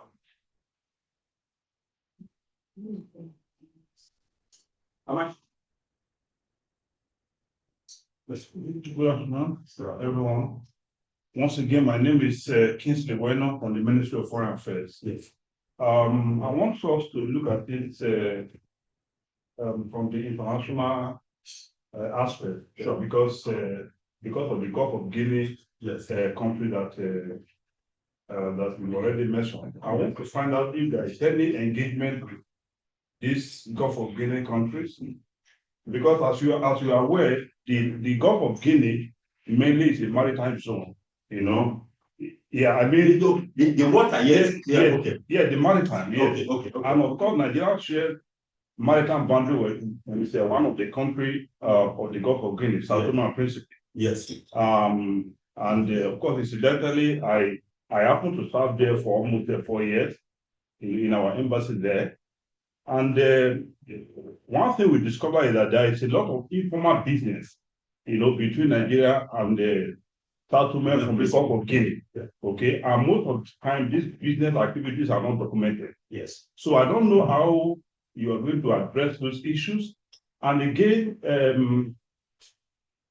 that maritime terrain is dogged by a lot of activities, a lot of insecurity there in the maritime waters, like piracy, illegal fishing, and all that. So how do you capture all these things into the project that is on ground? Thank you very much. Thank you. I like the question. Now, firstly, let me take it from, are we engaging with other Central African countries? Okay, principally. Yes, we are. Cameroon, have a representative in Cameroon who is currently the chairperson of the Hoteliers Association. The French have chambers of commerce for trade.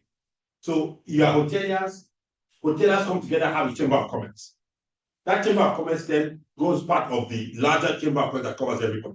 Now, I am in touch directly with the Francophone chambers of commerce. The current president of that's all of Francophone, West and Central, all of Francophone speaking. They have one chamber of commerce. That current president also happens to be the president of the Chamber of Commerce of Cameroon currently. And I'm in touch with them directly. Now, that's Cameroon. That's the chamber movement in Francophone Africa. In Zaire, sorry, no more Zaire. In DRC Congo, that tells my age, Abi. In DRC Congo, I have a representative there by name Mr. Jules Sambwa, very old friend of mine, and we are on this together. In Gabon, I have also a very old friend of mine called Osula Dabani.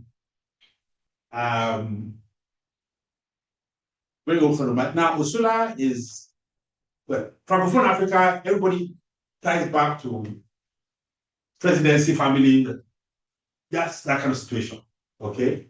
And so we have very good, very good leverage in these countries. In Mali, in Senegal, we have contacts also. There's a very good friend of mine called Kadim Kebe. He's actually developing a similar project in Senegal. Okay, he sent me the documentation. I'll bring it up later. He sent me the documentation, and we're looking to collaborate so that we begin to have a reciprocal relationship with his facility in Senegal, because Senegal is on the cusp of South American to Europe trade.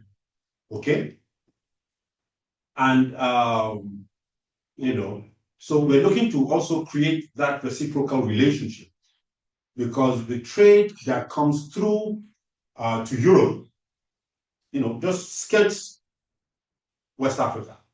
Okay. Now, in terms of shipping logistic, we are in discussions with Malgiza Shipping, the Spanish shipping line that is collaborating with us to create today there's no direct linkage between South America and Nigeria. If you want to ship from South America to Nigeria, you go to Rotterdam and then it gets transshipped and then comes down. But we're creating direct linkages between we're starting with 3 ports in South America: Buenos Aires, Montevideo, and Santos, straight to Calabar. Okay. Now, that reduces shipping time between South America to West Africa to 15 days. Today, you're looking at about 90 days. Okay, transshipment included. So 15 days direct. Now, that reduces significantly the cost of trade. Okay. Now, trade, why is intra-African trade suffering? Africa has no boxes. I happen to be second generation maritime family. We were here when container shipping started in the 70s. Okay. And then we had the conference liners, Okwal, and all of that. Container shipping started out, sorry to give you a little bit of a history lesson, but container shipping started out because of turnaround time in the ports. Okay. It was faster with the boxes, 24 hours, you load a whole ship, you're out of port, we load the next one, we go. Africa has no boxes. When Nigerian National Shipping Line started acquiring boxes, they had to buy all their boxes. Now, one ship that carries 2,000 containers, 20 TEU, okay? You will need at least 8 sets. In fact, you need 9 sets of those, okay? And I'll explain. Let's presume that that ship is fully loaded, 2,000 boxes on ship, okay? And that this ship goes only 2 ports, okay? Now, with the port where it's leaving, okay, it will drop 2,000 boxes. It will also pick up 2,000 boxes. That's 4,000.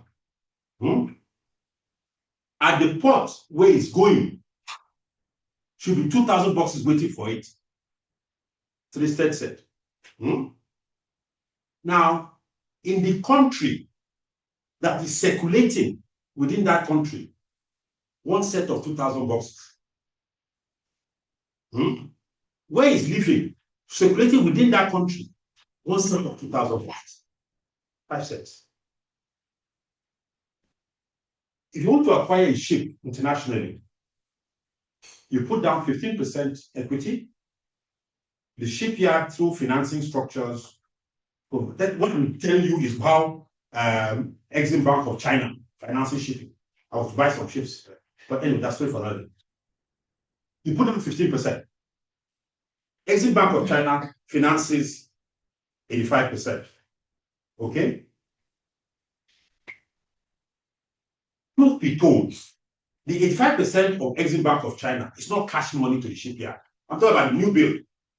It's not cash money to the shipyard. What Exim Bank of China does to the shipyard is gives them a guarantee for that 85%. The shipyard takes the guarantee to the steel mill. This is my steel requirement, okay, to build that ship. I will give you a guarantee for the portion of the steel I want to buy from you. The steel mill collects the guarantee and gives him the steel. It also goes to the engine manufacturer, other equipment manufacturers. Everybody's collecting guarantees. Why? Because everybody's in one country. So he wants cash to buy food to eat. He takes his guarantee to his bank. Hey, I have a guarantee from Exim Bank of China. I need 2,000 naira to buy food. Okay, no problem. We'll take your guarantee. Here's 2,000 naira, go and buy food. You get my point? So the whole system is built on guarantees. The only money that is on the table is your own money. Are you with me? That drives the whole trade. Now, everybody that is doing this is dependent on the fact that you are sure that when they deliver that ship to you, you have the trade that that ship will carry, that will bring the liquidity, that Exim Bank of China will collect, that will pay off everybody. Are you with me? Now, that is the mechanism that drives trade. But I, as a Nigerian or an African, I want to buy a ship, no problem. When I say I want to buy boxes, the box company says, no, 100%. We don't know what you're going to do with your boxes. Your boxes may disappear. Now, this is Mama Gatuko. Set up Eco Marine, the shipping line. Him and Babakan Giai, and then Vice Admiral Ahibe. Okay? They set up Eco Marine. Even before then, African Ocean Line, General Musa Yar'Adua, Abiola, and Mama Gatuko. Okay? All the boxes that they used, they paid cash money for. Now, Maersk Line, or any other shipping line, international, they don't own their boxes. They lease their boxes. You see, when you want to export and you pay a lease rental for your box, $2,000, that money you pay is the money they will take from there and pay the box manufacturer. Today, the largest box manufacturer is in China. China Marine Containers. Okay? They pay them the lease rental. They only brand it. So you see Maersk Line container. But it's not the Maersk Line that owns it. It's a leasing company. I'm in conversations. I've discussed this issue with Professor Benedict Torama of our friendship to be able to put together such a structure for African shipping. But until then, what we are looking at doing is ro-ro. The same way you go to Europe, anybody that goes to the ports in Europe, you don't see boxes, you see trucks. They drive to the port, they open the ship, the trailer, the truck drives in, you get to the other port, it opens, it drives out, point-to-point delivery. We're not inventing anything. It's what has been proven it works. 75% of Europe's trade is intra-European. Most of that trade is carried in the way I'm describing it. Trucks, point-to-point delivery. Remember, there was a time there was some problem with truck drivers in France, and and they blocked the roads. Train. The trucks are not the next slide, next program. Yeah. Okay. Because I just wanted us to have our tea and engage. that's the question. I hope he has answered your question. Because we need to proceed to the next. Follow. No, one has to click on it because you see, when you're talking of the shipping, if they are coming to Calabar, they are going to pass through, the Gulf of Guinea, Yes. right? Yes. So, Talk about security. yes. Maritime security, no. So, Yeah.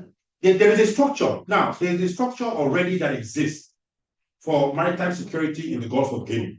That is what is covered by the Yaoundé architecture. Okay, so there's a structure already. All we are doing now, the Yaoundé architecture is called the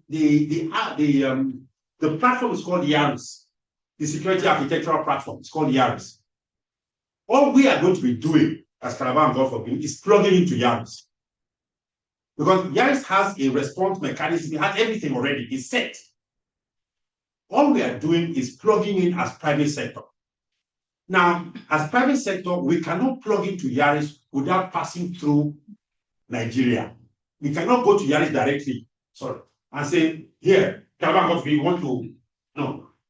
Nigeria must take us to the architect and say, okay, this is our private sector collaborator, give them access to the platform. That automatically gives us the entire structure for rapid response on the maritime, in the maritime domain, and the complaint, everything is already set up. Okay, everything is already set up. We're just plugging in. It's what plugging in. Okay. So next slide, next presentation. Yes, okay. My name is Adibia Obatumeni from Nigerian Export Promotion Council. Okay. I just want to speak to the informal trade issue the earlier speaker raised. Yeah. To inform this gathering that the Nigerian Export Promotion Council recently signed an agreement with the National Bureau of Statistics. Yes. On how to harmonize. Yes. Okay, I try to address the issue of informal trade. Yeah. And having that as regards our informal trade, because we know it's a big challenge, and we know that a lot of trade are going on between Nigeria and other African countries, but laying our hands on the data is very, very difficult. So we have signed an agreement with the National Bureau of Statistics to find a way to harmonize some of this data via Nigerian custom, the PIA we have, and even the ITC international body, because somehow they have exactly they have to some of these trade data we don't have. So harmonize such data and present them and for our national planning.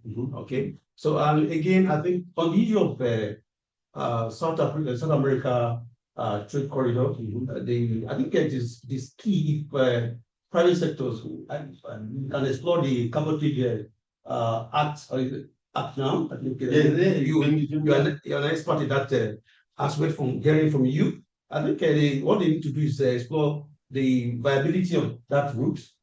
Start if have a private firm that have a shipping line, they look at what is the possibility of taking advantage of those trades along that corridor and explore that of the Gulf of Guinea and see. For me, I think business wise, it is what undertaking. We have seen that we've smelled the money.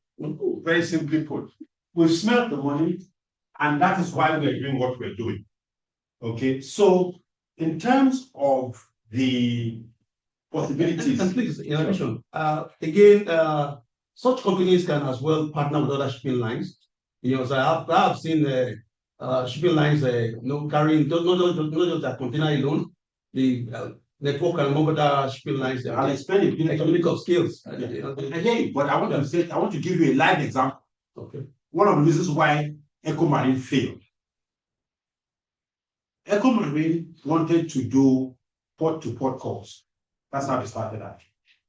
So they started out and they stopped in all the ports, shaking hands with the ports and trying to generate trade. Now, because the issue of shipping is a full-time job, you see this thing I'm doing here now? Echo Marine will never do this. Why? Because it's a distraction from their primary business. That's the shipping line. Okay? Now, the shipping line was focused on trying to get its shipping going. But the trade was fragmented. It needed to be consolidated. Okay? They really stayed their shipping line when they realized this fragmentation. So they're living like a dog chasing its tail. Okay? And they had that problem. So to try to carry their costs, they said, okay, let us provide lighter services to Maersk Line and all of that. Now, Maersk Line's job is not to promote South-South trade. I hope you know. Their job is to promote European Northwest trade. That is why they have their transshipment hub in Europe.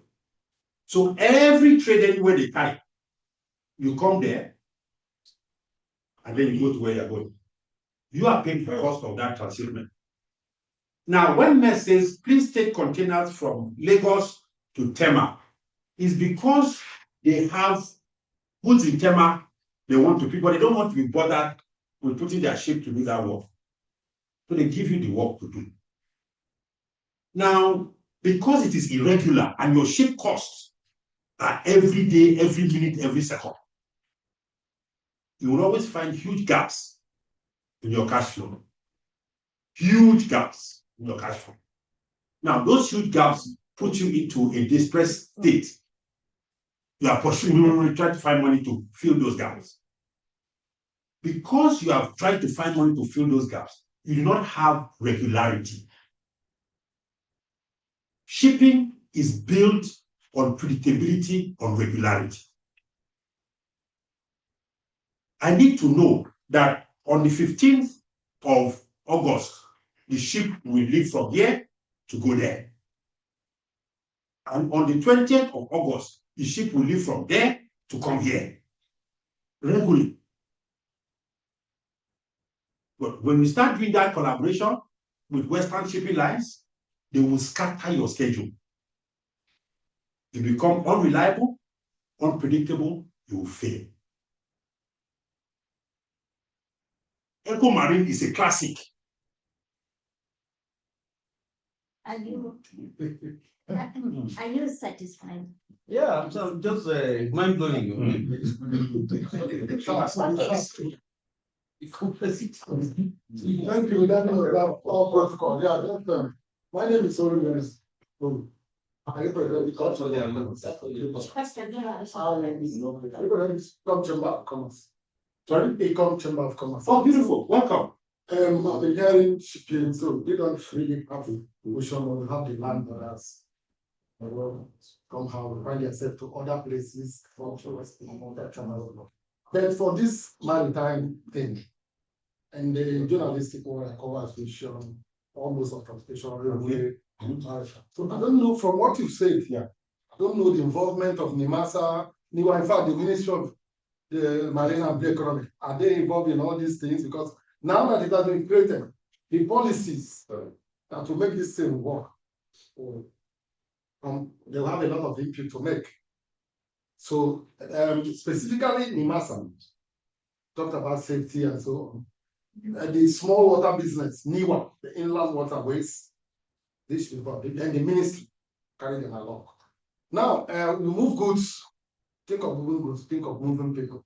Don't know the involvement of the immigration. I'm talking of this meeting. Yeah. So that take it up. Now for income, we're talking of I've seen custom. So now for income, it is road, it is massive. If you come to Cross River, you want to think of you think of Calabar as capital. The next place you may think of politically is Abuja. But the hub, whatever is happening is in unrecorded, we'll only see it physical. Physical in the sense that you see young people doing things and you know the money is from there. So we need to really look at it. And as we are talking of the big waters, we talk of the small water. We have a lot of small waters.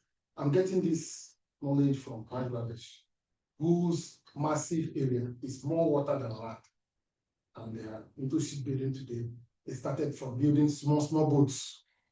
They have exported ship to Brazil, they have exported ship to the UK. So as we are thinking big, let's make this other small thing strong and make our government, be serious. Because in sincerity of purpose, most of these things you said here, they go high by the Navy and the Maritime. As it stands today, it's a Nigeria that is the Maritime Organization, Regional Maritime Organization of West Africa and Central Africa. And I said, no, we have but let's make these things work. Okay. It works in all these places. Can I answer a question so I can move on? So, I'm just making a contribution. No, let me address it quickly so that we move on. I happen to be the immediate past president of Calabar Chamber of Commerce. No. Now, when the World Bank wanted to do a trade study of Cross River states, they wanted to do 2 trade studies. One was Lagos, the next one, because of our interventions at the federal level, they brought it to Calabar. I organized and brought World Bank to Ecom. Okay? Sorry?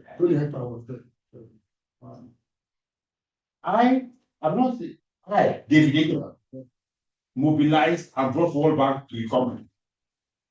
The ministry wrote to me formally and handed World Bank to me. So we know about Ecom. Now, the ministry, this interministerial committee, you came a bit late. You would have seen the list of members. No, don't apologize. You would have seen that on our interministerial committee, NIMASA, when this interministerial committee was created, there was no blue economy. It was under Minister of Transport. But I can tell you for a fact that the ministry notified NIMASA, the ministry notified the Minister of Blue Economy. NIWA was not notified because our focus is not the inland yet. Our focus now is into the region. Okay, so yes, the NIWA have a role to play, but that is not the focus at the moment. So that's to that extent.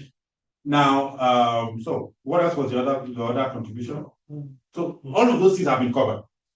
Rest assured. I thought about NIWA is that if you don't get it small and get it, the big may not. With all due respect, okay, with all due respect, like I said, I'm second generation maritime family. The company Port and Marine Services was incorporated in 1965 as a shipyard. 1965. My late father was the first shipping manager of Nigerian National Shipping Line. He left shipping line, he joined shipping line in 1961 or so at the incorporation, and then he left in 65 to set up his own business. Okay? So, to give you history of maritime story of Nigeria, from my head, I don't need to read any book, because I know the people that did it. I sat on their lap. It was UNCTAD, when the people that wrote the UNCTAD 40-40-20, I sat on their lap as a child. 70s. So we spoke about the Calabar channel. Yeah. Earlier. Yes, no, that's the channel is still is the ocean access. No, it's ocean access. Yes. Yeah, let's move on. Let's move on. Sorry, 1 hour. Please, next presentation, please. This presentation speaks to what we have done. Okay, so I'll just bim, and you can read it. Okay. Yes. Okay. Okay. No. It's just about milestones. This is about milestones. Next slide, please. Next slide. So this mission statement, there's no need to talk about this. We've already seen this already. Next slide. These are the key objectives. You can read that out. The key objectives: to create the Calabar Gulf of Guinea, to migrate informal trade to formal, to provide a sustainable, organized, mechanized primary agricultural production, mechanization, same thing for value addition. Then also in terms of solid mineral development, this is important to state, promote safe, sustainable, organized, mechanized, legal solid mineral exploration and exploitation in the Gulf of Guinea, and also its beneficiation. Then also promote the responsible, cost-effective manufacturing of goods for the international and local markets within the Gulf of Guinea, and also promote the Gulf of Guinea trade area as an inter-regional trade area with the capacity for the trade in a diverse range of services. Next slide, please. These now speak to our milestones when we met with, when we started out, the Cross-River State government then established the Ayade government, created what he called the Office of the Envoy to the Gulf of Guinea. When we went to Foreign Affairs, they warned him that no subnational should even talk about envoy. So at that meeting, he could not say, Pim, I was the one presenting. So that was Ayade. At that point, we made a presentation to government, we got an approval, but with all due respect to that administration, beyond the presentation at ESCO, the approval we got, there was no movement for the next 2 years. So that one just died there. Next slide, please. Now,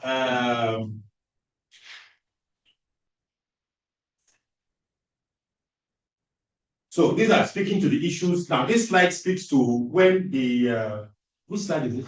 No, I think you need to back up one. Back up one.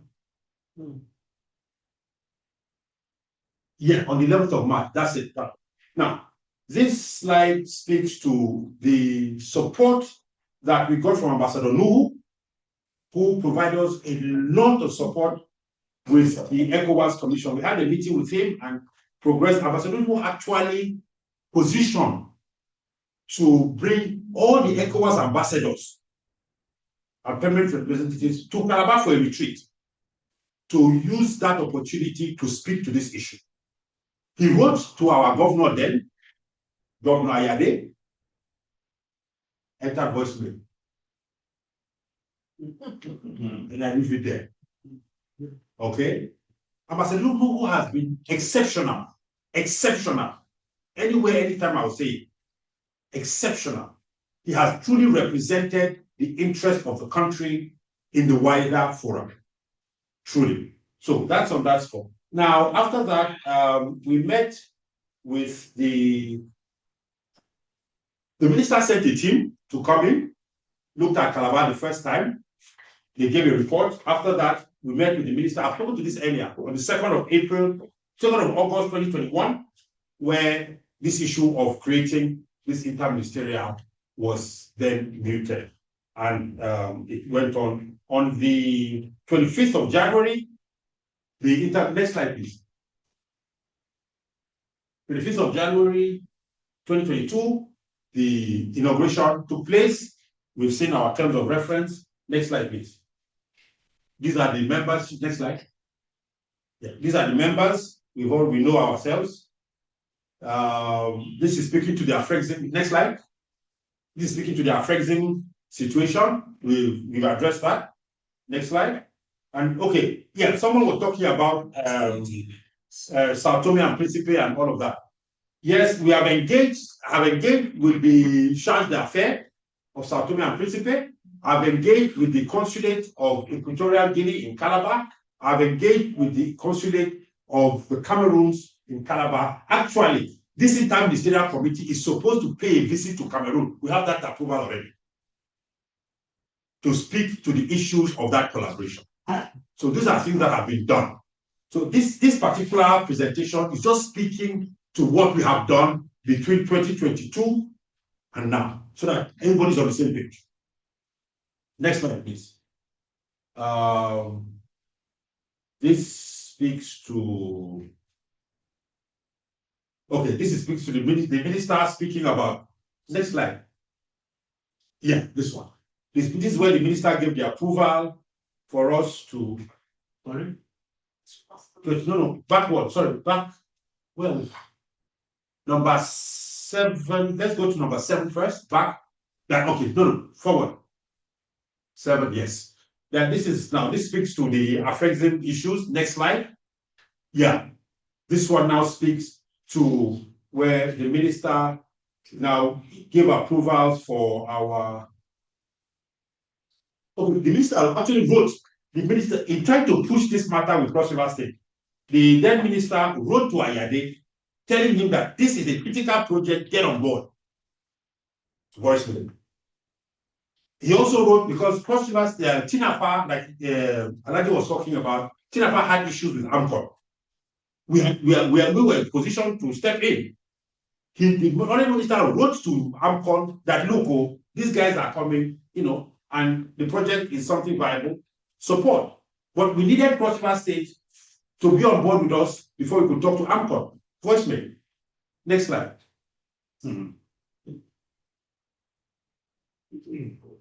So we spoke to the incorporation and all of that. Now,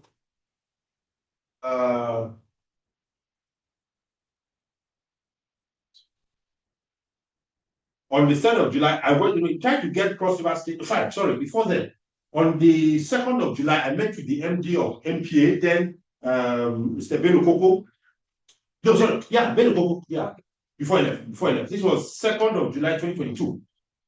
We spoke about the issue of the Calabar port, about the channel and all of that.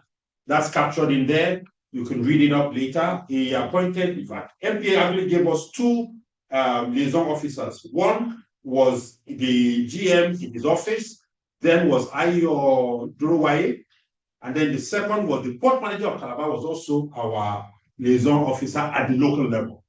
So, I mean, MPA was really gung-ho to go, but, we couldn't finish because our governor then was in voicemail. In pursuing him, we went to, on the 3rd of July, I met with him, spoke. Voicemail. You spoke about Dr. Adaliku. I engaged with Dr. Adaliku, and he actually responded and said that Mokwa was very happy to partner with us on this project. So if you mention this project to Dr. Adaliku, he'll tell you he's very aware. In fact, when he was in Calabar last week or so, we chatted. So, we're in touch. Now, on the 4th of, while we are in this room right now, on the 4th of October last year, we got approval for a retreat in Calabar, whereby we would all see, as somebody said, we'll all IMAC what is on ground. That approval was given, but because of the voicemail situation with Cross River State government, we couldn't make progress. So the essence of this meeting today is to approve or reapprove or revalidate that retreat so that we can then begin to prepare for it, and we can then go and then see these things. And then while we are at that retreat, then develop the operational administrative governance framework that will drive all of this, where all the embedded guarantees and assurances for investors and all of that will then be put in place and then brought back to the ministry as a codex, one document that has everything into it, where the minister, if it's the minister that says, okay, approve, that is by law, she has that capacity, fine. If it's that she has to now take it to the president says approve, fine. If it says it has to go to Federal Executive Council for Federal Executive approval, fine, whatever it takes. But the point is this, because this is a private sector ecosystem, but the principal operators or regulators are going to be operating in a private sector environment, okay, where private sector provides the basic infrastructure, okay, that enables that ease of doing business. Those agencies of government cannot just enter that space without the government saying, go ahead and go into the space. You get my point? So the essence of this codex is to give that approval first for the agencies of government to participate within our ecosystem, and then also to give the necessary assurances and comfort to investors to say that if you put your money in this ecosystem under these terms and conditions, you're safe. Okay? And if you want to repatriate your profits or thing, because the same pipe that is coming in will show a pipe that's going out. So you know that flow is secured, okay? It's sterilized, it's devoid of contamination, it's devoid of leakages. You get my point? That's the essence of this. And then also the monitoring and evaluation that will follow going forwards. So that's on that score. Now, next slide, please. Okay, you already did. Now, okay, this is where we are speaking. The meeting we held with Shippers Council to be able to adopt the NPPM and also the SOPs and all of that, bring it in so that everything is standardized. Predictability, regularity, consistency, critical to successful trade. Okay, so these are the things that we want to borrow that from the Shippers Council. We had met with on the 4th of November 2022, we met with the past ES, discussed it, we got the approvals, we're processing that. But, you know, things are moving. So on the 11th of, these are just, like I said, these are just timelines of things we've done. Just next slide, please. So these are other meetings we held with FEWASI and all of that. That's the Federation of West African Chambers of Commerce, to partner with them, because we're also looking at creating a Gulf of Guinea Chamber of Commerce that brings West Africa with Central Africa into one conversation, so that the business community of both regional blocks can begin to speak directly to one another. Calabar and Gulf of Guinea has also volunteered to host that secretariat. Okay, so that we create the platform for conversation to engage, you know, so business to business begin to engage regularly and speak to the issues, so that we can then go back to our national governments with the challenges we are facing at the business to business level and propel solutions. You get my point? Knowing that at the overarching from ECOWAS, from ECAS, we also have the percolation down that enables the solutions that are percolating down to be driven by those things, the solutions with things that have been driven bottom up to percolate down. Next slide, please.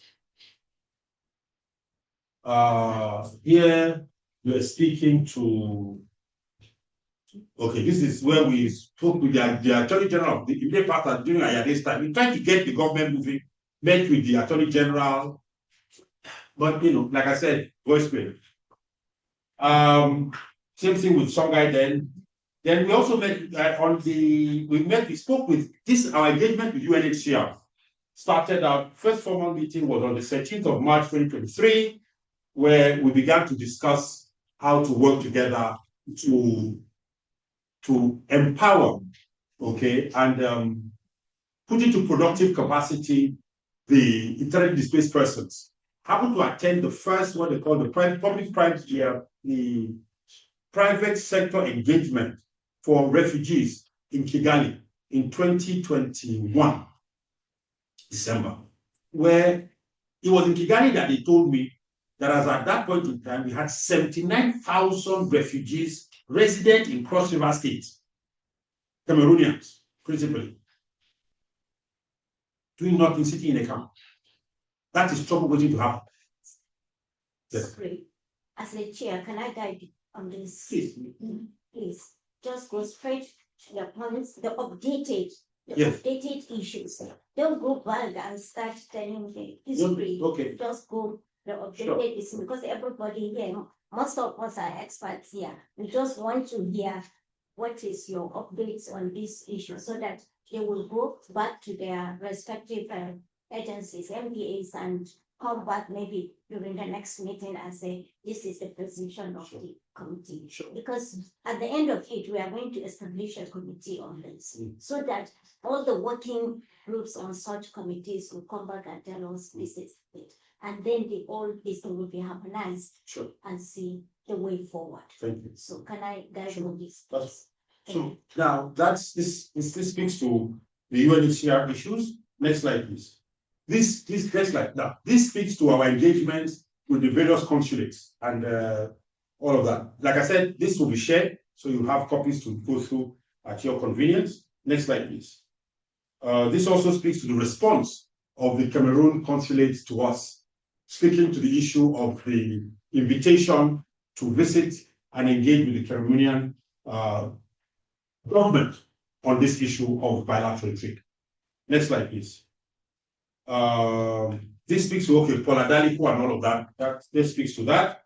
This speaks to the issue where we had the first meeting with Magiza on the shipping issue. That sits in there, documented. Also, we had a meeting with a company called Genflat. Genflat make collapsible containers. They own a pattern in collapsible containers, and we engaged with Genflat to collaborate with them when we get to the point of beginning to develop container manufacturing in, on the continent. Genflat is standing by for us to do that collaboration, but it's still work in progress. Okay, so that's just to let you know that we've done that much. Then the first formal meeting with the governor of Cross River State, then current governor, Senator University Lutu, is captured there. Then private audience and the presentation we made to ECOWAS. Next slide, please. Yeah, the presentation we made to ECOWAS is captured there. My private meeting with the governor is captured there. My engagement with NOTN is captured there. Presentation at the invitation to participate, the presentation for the ESCO is captured. Several other activities captured there. Then next slide. Yeah, this is when we invitation to ECOWAS to do the presentation. This is just milestones that have been covered. Okay. Yeah. So that's that. Then move on. Next slide. This is where we joined the NTFC. Yeah, we joined the NTFC and moved on with that. Semlo is there when they approved the 800 million I was speaking to is in there, which Cross River State government has approved, and so we are engaging there. Then there was when the WTO came on the fishery subsidy issue, we were invited and we engaged on that because a key component of what we want to do in the Gulf of Guinea. Now, information. Gulf of Guinea is one of the most prolific tuna spawning grounds in the world. A lot of the IUU you hear about, informal, unregulated fishing, is for pelagic species. Tuna is one of them.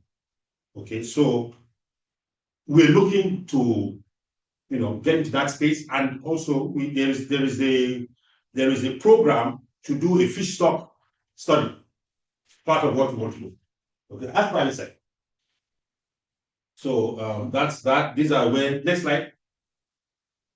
This is our agreement with KU University on the issue of, I talked about the catfish, the local chicken, the snail, and all of that.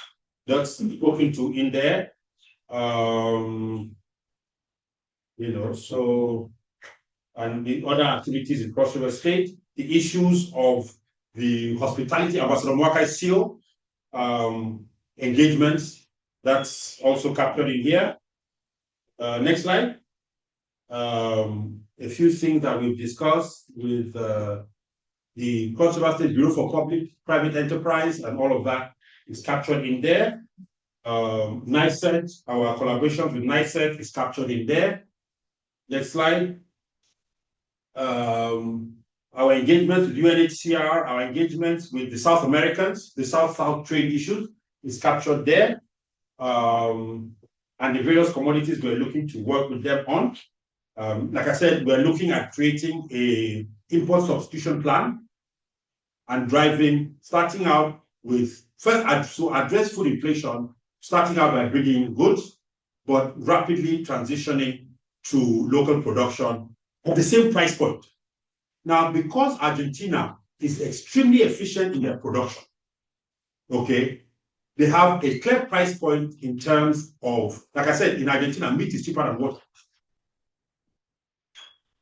because of the efficiency in production. Okay, so that creates a price point. Now, what we want to do is use that price point as our reference point. Okay, benchmarking that, and then using our local realities in terms of labor cost and all of that, and adjusting. But using that kind of a price point so that when we are producing here, we know a threshold that we should not cross. You get my point? Because you need to keep food inflation down. Okay, like I said, at the point in time in Nigeria, with 15 naira, a man was feeding his family, educating his children, paying his house rent, and going to work. With 15 naira, same Nigeria. We've been able to get there. That's what we believe. Next slide, please. So UNHCR and all of that is captured in there. The issue of the scales and all of that is captured in there. Next slide. Okay. The now framework agreement, we've forwarded that to Cross River State. We're in the process of tidying that up, which is the agreement that basically articulates the value proposition to both parties. Cross River State to us and we to Cross River State. Okay, so it captures the framework agreement, captures all of that. That's documented in there. Secondary to government, the issue of the 100,000 hectares and all of that is captured in there. Next slide. Okay, the principal consultants, Deloitte, to do the trade studies, Haskoning, they're now called Haskoning to do the connectivity study, Center for Maritime Law and Security, SEMLAW, to do the security risk assessment. Okay, and SEMLAW does a lot of work for Yaris, that's the Yaoundé architecture. They do a lot of work there. So they already have a lot of data in terms of the activities in the Gulf of Guinea, and they also do a lot of work in the Sahel in terms of the issues of banditry, terrorism, and all of that. There's a lot of work that they've done. And so all they're basically doing is, because of their clear presence in the maritime domain and their active participation in the terrestrial domain, we're looking to work with them. But we're also looking to, I'm in touch with this guy of was on television yesterday talking about terrorism. Adamu.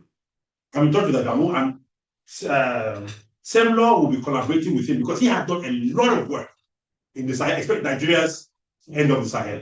He's done a lot of work there. So there will be that collaboration to be able to bring value, because at the end of the day, this whole game here is about collaboration. No one can achieve success riding solo. So there has to be a lot of collaborations, a lot of mind rubbing, to get things moving. So SEMLAW will lead that because the bulk of the trade is the maritime domain purely, and they've done a lot of work there already. So that's all. Then PI and Thailand are also junior consultants in this space. Next slide, please. So the setting up of the technical working group, which that's Mr. Akwet, is the secretary of our working group at the state level. So this was when it was set up on the 6th of May, 2025, and activities there. Then our activities with UNHCR and all of that. The goal, the purpose, the things we're trying to achieve with UNHCR is in there. Next slide. Now, this speaks to the issues of the capacity development. Next slide. Yeah, this speaks to the capacity development work where NICET has a role, PI has a role, or IHDI has a role in the training. That's hospitality and primary agricultural production and value addition. That speaks to that. Next slide, please. Then this also speaks to the entrepreneurial training work, because we're looking at starting out now, first thing to do is put money in their pockets, right? So we want to start out with trade. So the direct trade from South America into Nigeria, the import substitution, the first leg of the import substitution plan, will be developing capacities for trading, so that by bringing in these products, you empower these people, they go out, trade, create liquidity for themselves, create value for their lives.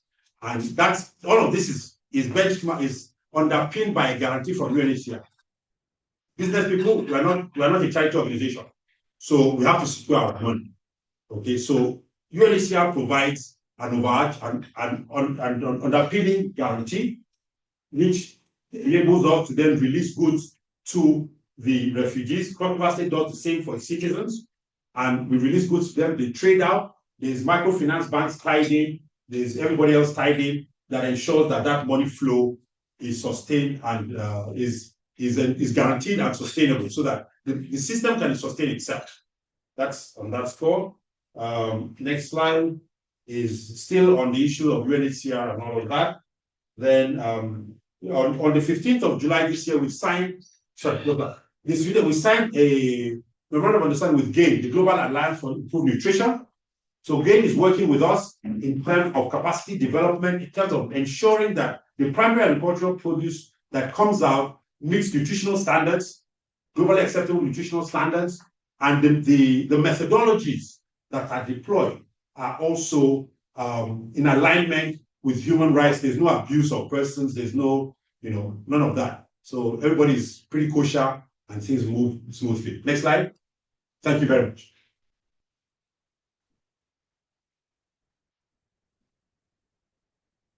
Thank you, my brother David, Thank you. for your second presentation, which is also precise and very, very comprehensive as well.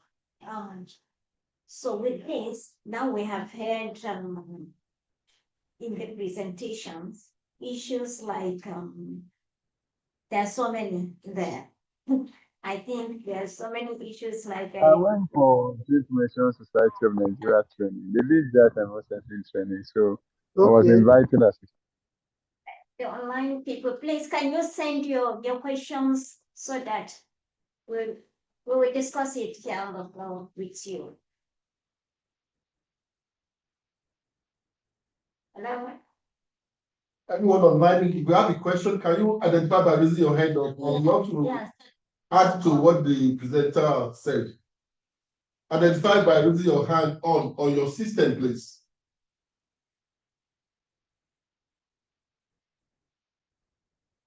They can. Okay. It's like production efficiency, the reduction of whatever on all this, and the risk assessment. This is that we have said the capacity development, training, the training of the trainees or the entrepreneurs on the issue. So there's so many these things. And so we have also had about the strategic location and infrastructure. If I may go back to what you said before. And then there's also fostering the regional value chains. You mentioned in your presentation, even in the first one. You also talk about the issue of even the platform for collaboration, which is your first even statement. So all these, please, the distinguished participants, colleagues, I want to, if you have anything, including those that are online, if you have any question, comments, suggestions, or looking for clarification, so that we will conclude on this, then I will ask my own question. Then we can. Thank you. The floor is yours. Well, for the fiscal people, because the meeting is happening. Fiscal ones that are here physically and those online. If you are online, please raise your hand. There's a place there when you click and you see hands.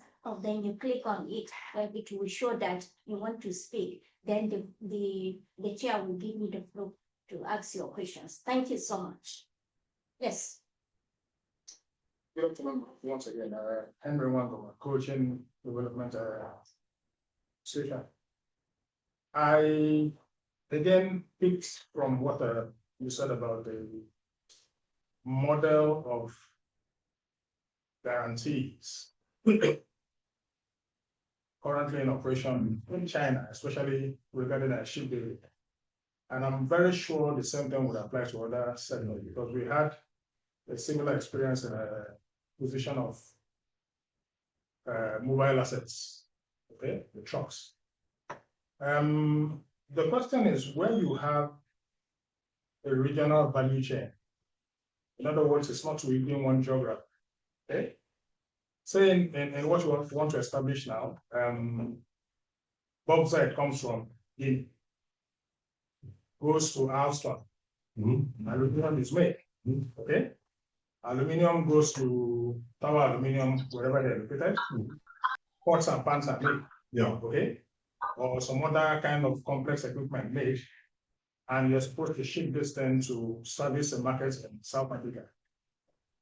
How would such guarantees operate across borders? Is there anything at the supranational level that can accommodate things like this? Because in going forward, the thing that you constantly hear from entrepreneurs, from business people is issues of, which you have mentioned, issues of gaps in financing. So how do you plug this sort of gaps across borders? Thank you. Good question. It's exactly the role Affective is play. Okay. The reason why we are working with Affective as the overarching financial advisor, okay, is because of exactly this. Affective is Africa's trade bank. Okay. African Development Bank is Africa's central bank. If you look at it in that manner, you get a good picture.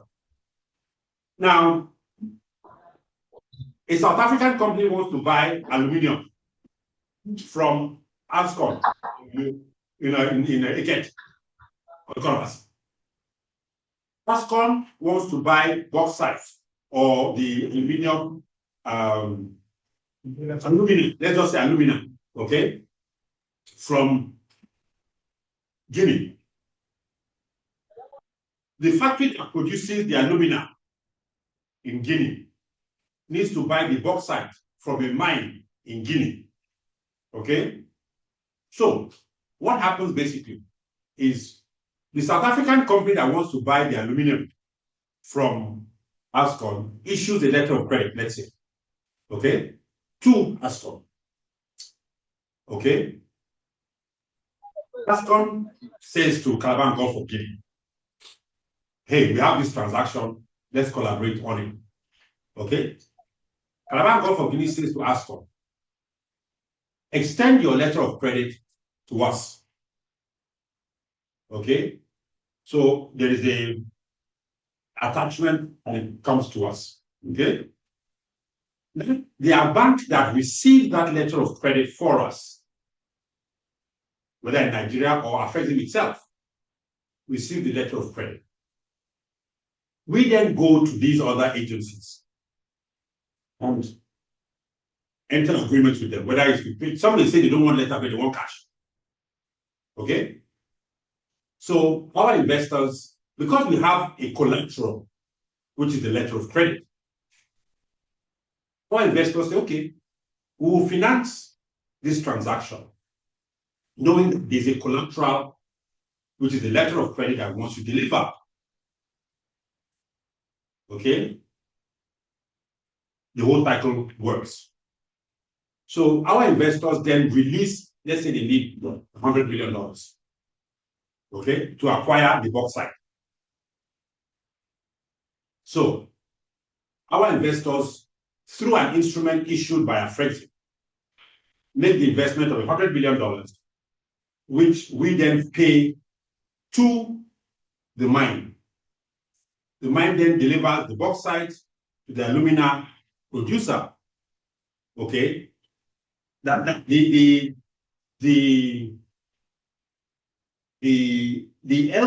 payment we make, the line we create from Affective covers, the bauxite, the alumina, the logistics to move it from mine to processor, from processor to Ascom, the process from Ascom until it gets to the South African, because until the South African receives it, no money on the table. It's only a piece of paper. Okay, so we guarantee the entire value chain through the process. Now, everybody has fiduciary guarantees they have to provide us, including you are supposed to deliver bauxite on 23rd of August to the processor. You provide a fiduciary guarantee that when we pay you on that 23rd, You deliver. If you don't deliver, cost to you. Straight up. Okay? So you deliver on time. The processor needs 1 week to process. As soon as he's ready, that 1 week time, it's ready at his works for pickup. The logistics provider is positioned to be there to pick up. He picks up, moves it to the port, probably one of our ships, picks it, brings it to Ikorabasi, delivers to ASCON. Okay? ASCON process, it takes 1 month. They process. Due date, ASCON delivers. We pick up, we deliver to the factory at Durban, at the port of Durban. They clear it, they pick it up. The LC's payment terms are met. The money is released, the cycle continues. So we have to facilitate trade. We make money on the side, definitely. Everything comes at a cost, but it's built in. But the system works. What we are doing is not, is working. You get my point? It's just that we're not working yet, but it's working. So the borders really don't matter, because you have a bank that has that overarching presence, which is Afrexim. Before an Afrexim was there, it would have been very difficult. But with Afrexim, with PAPs, with all of this infrastructure, not a problem. Did I answer the question? Yeah, collaborate what you're saying. I'm supposed to be on, I don't know if they're on the call. So if they want to, anybody from Afrexim is there, please identify. We're supposed to be there. Okay. Go ahead, please. Okay, I want to say there's a conversation going on in having a AFCT trading company. I think that would be an SPV to drive the trade among African nations. I don't know if you have you're aware of that. It's not the story didn't start today. I'm aware of that story. But the point is this: that vehicle is a government-driven vehicle. Our vehicle is a private sector-driven vehicle. The disposition of private sector to business is about efficiency, cost efficiency, is about promptness, okay, and is about cost saving. Okay, so your efficiency, holistically speaking, okay, holistically speaking, efficiency. Now, because that is, like I said to the MD of MPS, your channel dredging as government, okay, with all due respect, as government, what you will use $1,000 to do as government, I will use $100 and do the same thing. Cost efficiency. Okay. I think that is what the area of PP.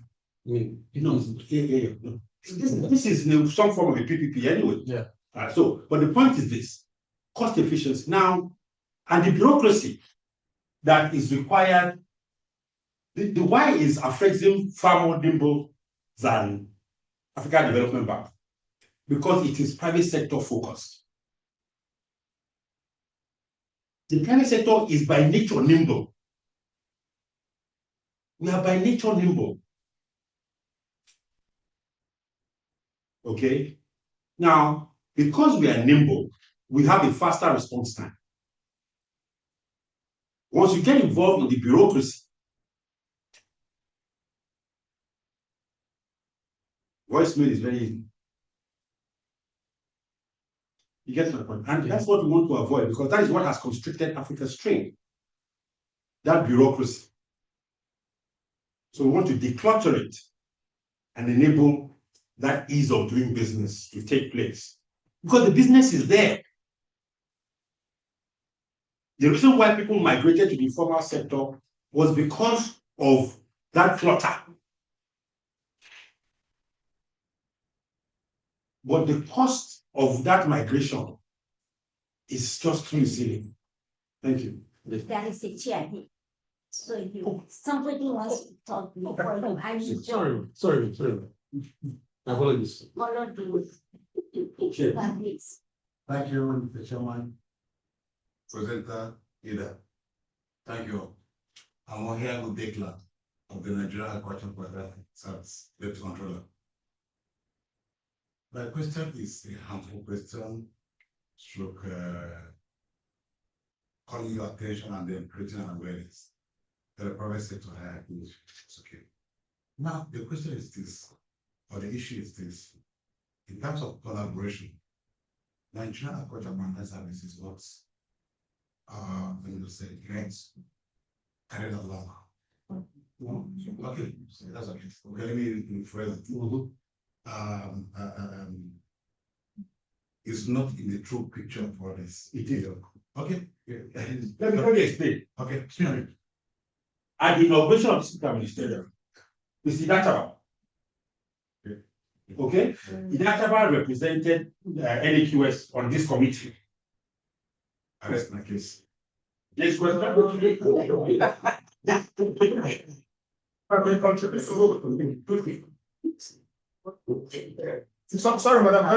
If I may contribute, just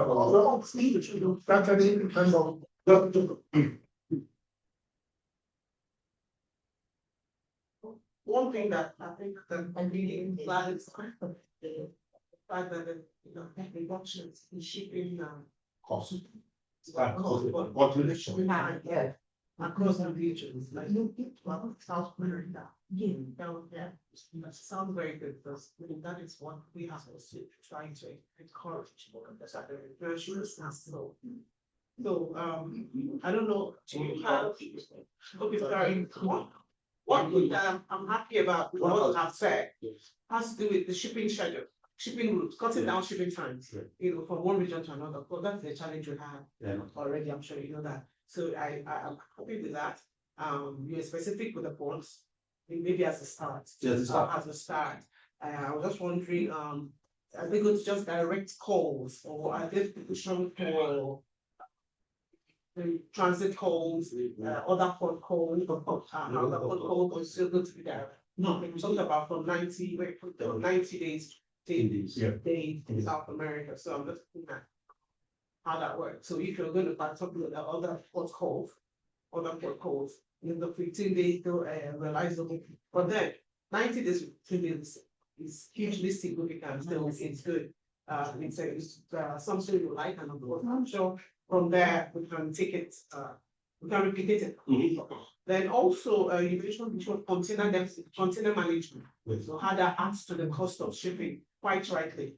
And that's why at the Shippers Council we have noted that as a huge component of cost that customers bear in managing their containers they take from the shipping lines. There's a lot of deposit on it. Sometimes you lose it for just very flimsy reasons. Of course, some of them are just rent-seeking tactics that they deploy to ensure that you forgo that deposit that you have put. But sometimes too, the shippers themselves don't make it any easier, because sometimes they take it with the intention of not even returning it, and then the shipping line begins to look for them. Most of them don't even have valid addresses. Somebody has number Lagos Street, Oshodi, you don't even know where that is. You start looking for it, and most times they're now placed in the end on the next shipment, which might not fall on another person who is kind of innocent of that transaction, but because it's the same line of transaction, they put it again on your next shipment. So we are also thinking just for information. There's already a container management regime that we're putting in place, like an insurance. So that way the shipper doesn't have to go into that. It's insurance. So that's already in progress. If it works out perfectly the way we want it to work in Lagos, of course, it's replicated across other ports, and of course, Calabar. Just thought I should mention that here. Thank you. So, other ports. Yes, other ports are definitely in the picture. The reason why we are starting up with Calabar is because that's where we are working out. Okay, and we are in conversation with the Cross River State government. Cross River State today provides about 75% of the total cocoa exports of Nigeria. It comes out of Cross River State. Okay, a little bit trickles in from Cameroon, but it comes out as Cross River State cocoa. That then moves on to Akure, Ondo, yes, and then moves to Lagos. We are in conversation with the Cross River State government to be able to, and so that all that export doesn't come to Cross River State on the record. DC can take. Okay? So what we're now trying to do by creating this direct linkage is to be able to provide a solution that enables Cross River State to get credit and value for its production. You get my point? That's the essence of what we're trying to do. So, but at Cross River State, Calabar Port is in terms of, while people say, oh, is Calabar Port working? Well, Calabar Port is working, has always been working. Okay? They say, oh, draft issue. Regional trade, the draft constitution of the Calabar Port today is perfect for regional trade tomorrow morning. Whether you dredge or you don't dredge, Calabar Port as it stands now is ready for regional trade. It may not be ready for your Panamax vessels that carry 24,000 boxes. But yeah, we're not ready for that. But to go to Cameroon, to go to Cape Verde, to go to Angola, we are ready. The issue now is generating that trade, that traffic, that throughput that enables the sustainability of these things. Okay. Magiza that I'm talking about in 2019 did a trial run to Calabar to open up the Calabar port. At that point in time, few boxes, maybe 150 boxes, 20 boxes. It was not cost effective. Security costs of operating into the Calabar port were ridiculous. Okay, vis-a-vis the volume of trade. COVID-19 hits and all the ports of Nigeria are shut down, right?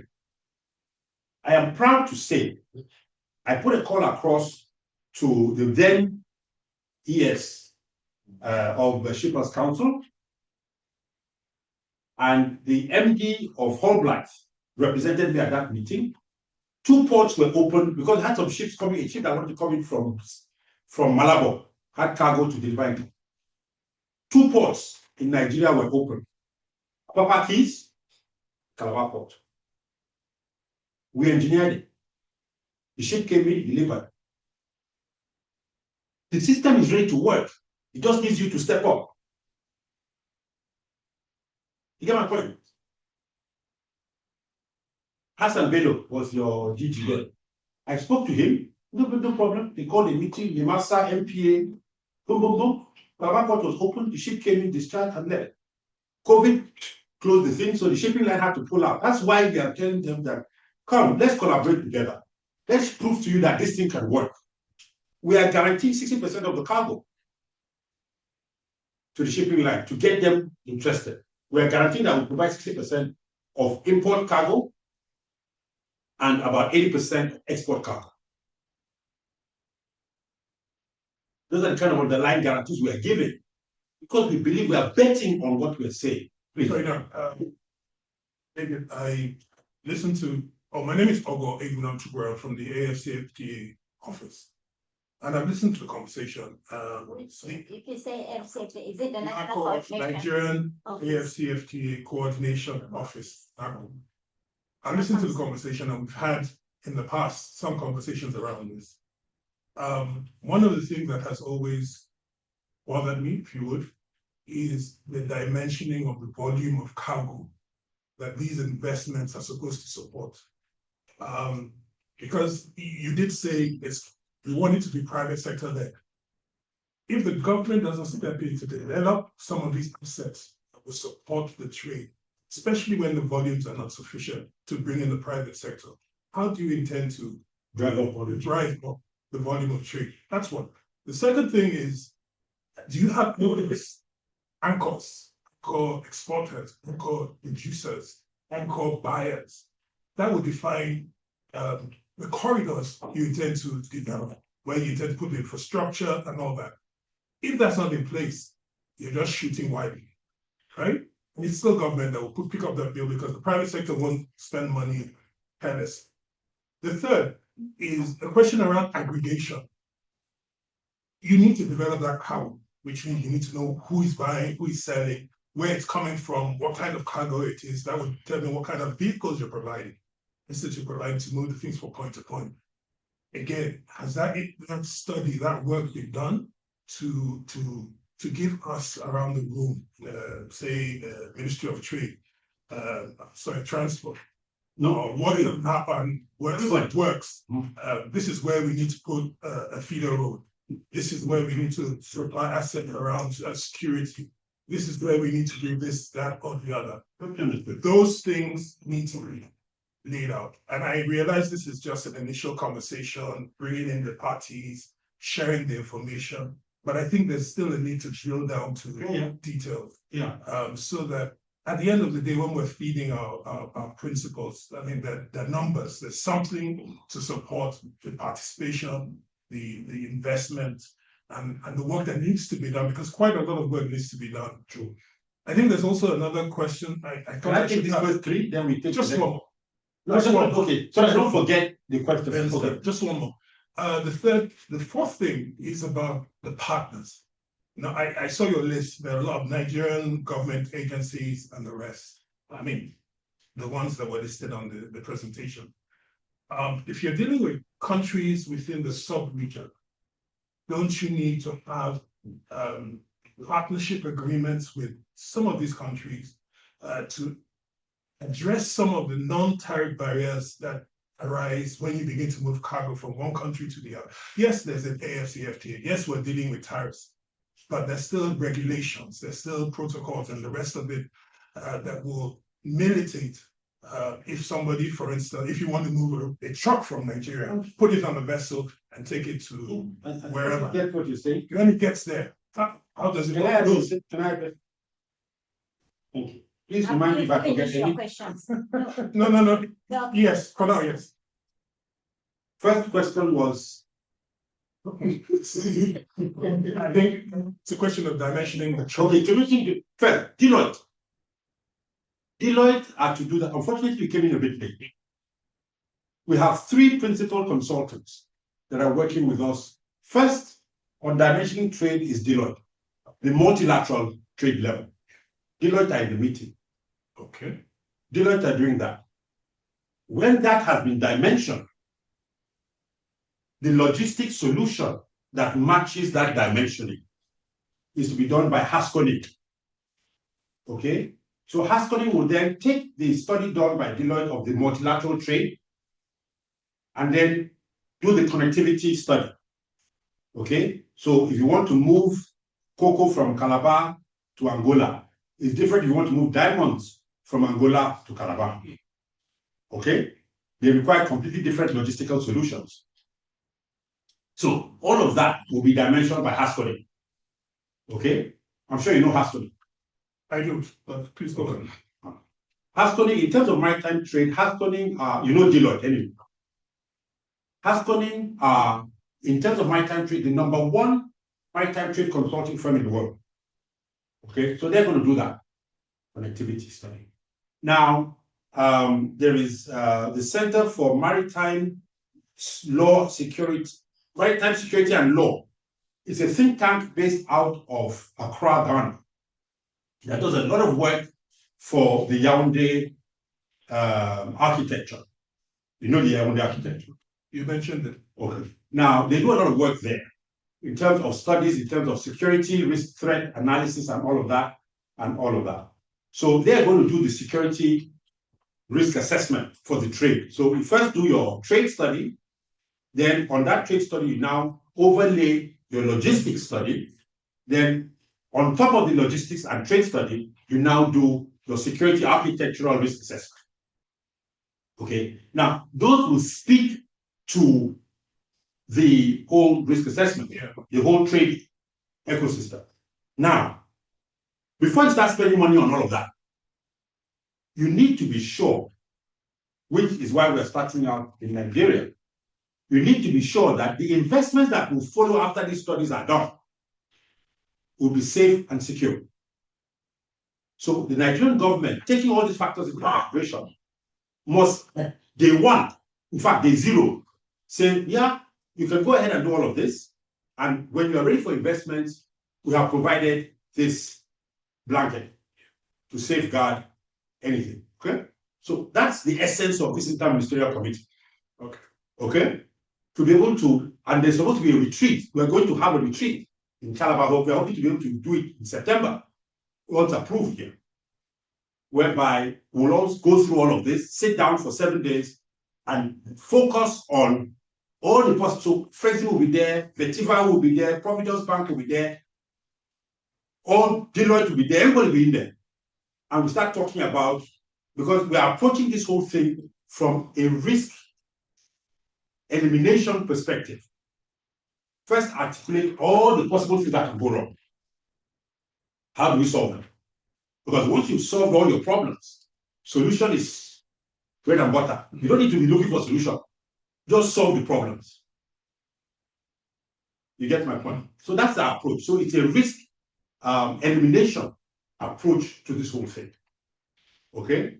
Now, and that's why our friends AFCFT is in the room. Officially, you're not just here because you know David. You are here because you are here in your official capacity. So that's the approach. Okay? Now, that speaks to the larger trade. Okay? In the now, there is what we call simple trade, which is going to address the issues of the food inflation and logistics inflation. Okay, contributing factor to food inflation. Now, that's where we are talking about the import substitution agreement discussions with South America, Argentina, to be specific. Then the logistics solution coming out of Southern Europe, anchored out of Turkey, but also trading through the UAE, that's the Middle East. Okay, so we're looking at being able to provide logistic solutions through the Middle East, funding coming out of there. But all that funding requires guarantees that my money will not get here, and then to get my money becomes a problem. We get my point. Now, in terms of the trade, to drill a little bit lower, we are looking at working with Rabobank of the Netherlands, because most of my partners in South America already use Rabobank as their primary, because Rabobank has a very strong cooperative and agricultural development. It's very strong in this area. Now, we are looking to be able to collaborate, to work on Nigerian Bank Providence through our Frexim to Rabobank to our South American partners. This issue of the guarantees I'm talking about that enables that whole cycle to run. Okay? And Rabobank will also be working with us on a local level. That's why one of the things that GAIN is bringing to the table. Rabobank have a very strong relationship with GAIN. That's Global Alliance for Improved Nutrition. Very strong relationship. And working in that, through that relationship, we are also looking to be able to create the kind of success stories that happened in South America, to create them in Nigeria. Okay? It's proven already, it's working. You can see it there. It's just now adapting it for the local environment. To create those also here. Okay? Because, like I said, meat in Argentina is cheaper than water. Okay? And that is because productivity is top notch. They don't have two heads there. You get my point? So that's the idea. So that's the way we're looking to go. Okay? So that we begin to de-risk, empower, and grow. Now, coming back to the issue of how is all of this going to be funded? Demand. Today, want to buy a chicken? 25,000 naira. Are you satisfied? He's still explaining, but yes. Go further. If the question has been asked, don't answer. The partnership outfit that you were talking about with the government about the representation. Yes, we are working through NOTM. Structure. That's government structure. The individual governments, those are the things that are going to be discussed at the retreat. Because there is, if you, my first presentation spoke to the issue of regions, that is the ECOWAS, the role, Nigeria as a state party, the crossover state government as a state party, as a subnational, the local government also has a role. Yeah. Now, there's money coming through this pipeline. Everybody wants a piece of the pie. Okay? The private sector also. Okay? So everybody needs to know what's in it for me. Okay? The essence of the retreat in Calabar is to discuss it at that level. What's in it for you? Okay, so everybody understands what the game plan is.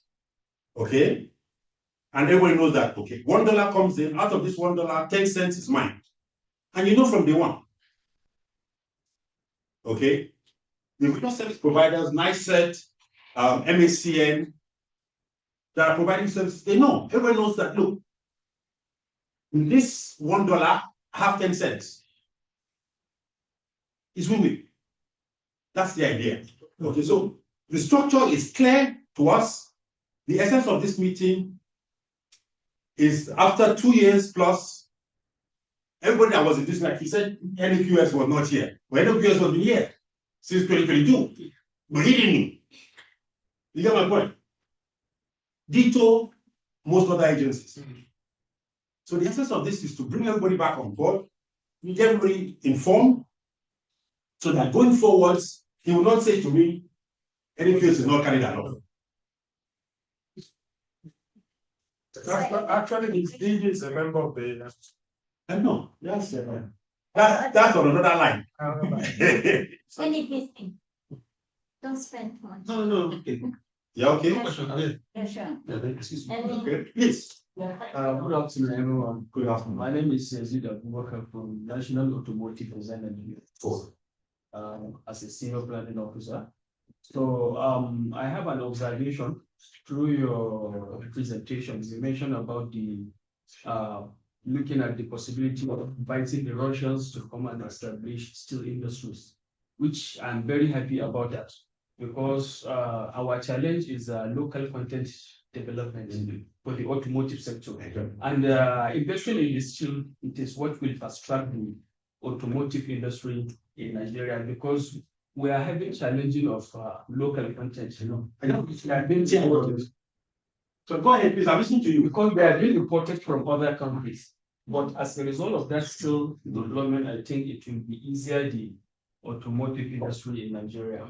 And secondly, I need a brief clarification on funding of projects. You mentioned that some funds comes from the World Bank, some from World Bank is not our matter. some from the private sector. Yes, private sector. So that is all about. Thank you very much. Well, I guess when you read my presentation, you will get a few answers already. Okay. But steel, or no, not steel, the automotive, your agency is very critical in the work we want to do. And I'm very happy you're here. Because I think, Haluk, if you're there, we're going to be talking to you later. But anyhow, one of the key components for inflation in Nigeria today is logistics inflation, okay, the cost of logistics. Now, what we're looking at doing, and I believe that in terms of local content development, we have put the pyramid inversely. That's my opinion. Okay? Why do I say this? 1973, Nigeria was assembling vehicles. By 75, we were moving towards manufacturing. Yes. Then everything just went. If you want to go back, you've got to go back and start all over again, because we've lost that. Yes. Now, my opinion is that today, 99% of all the vehicles in Nigeria today are imported. Okay? All those cars are being maintained, most of them with second-hand cars. Okay? If you want to, now, why is this happening? This is happening because there is no structured trade. I bring 20 cars, you bring 50 cars, you bring up. There's no structure. Still the same informal kind of thing. There's no structured trade in this vehicle that can command volume in one city.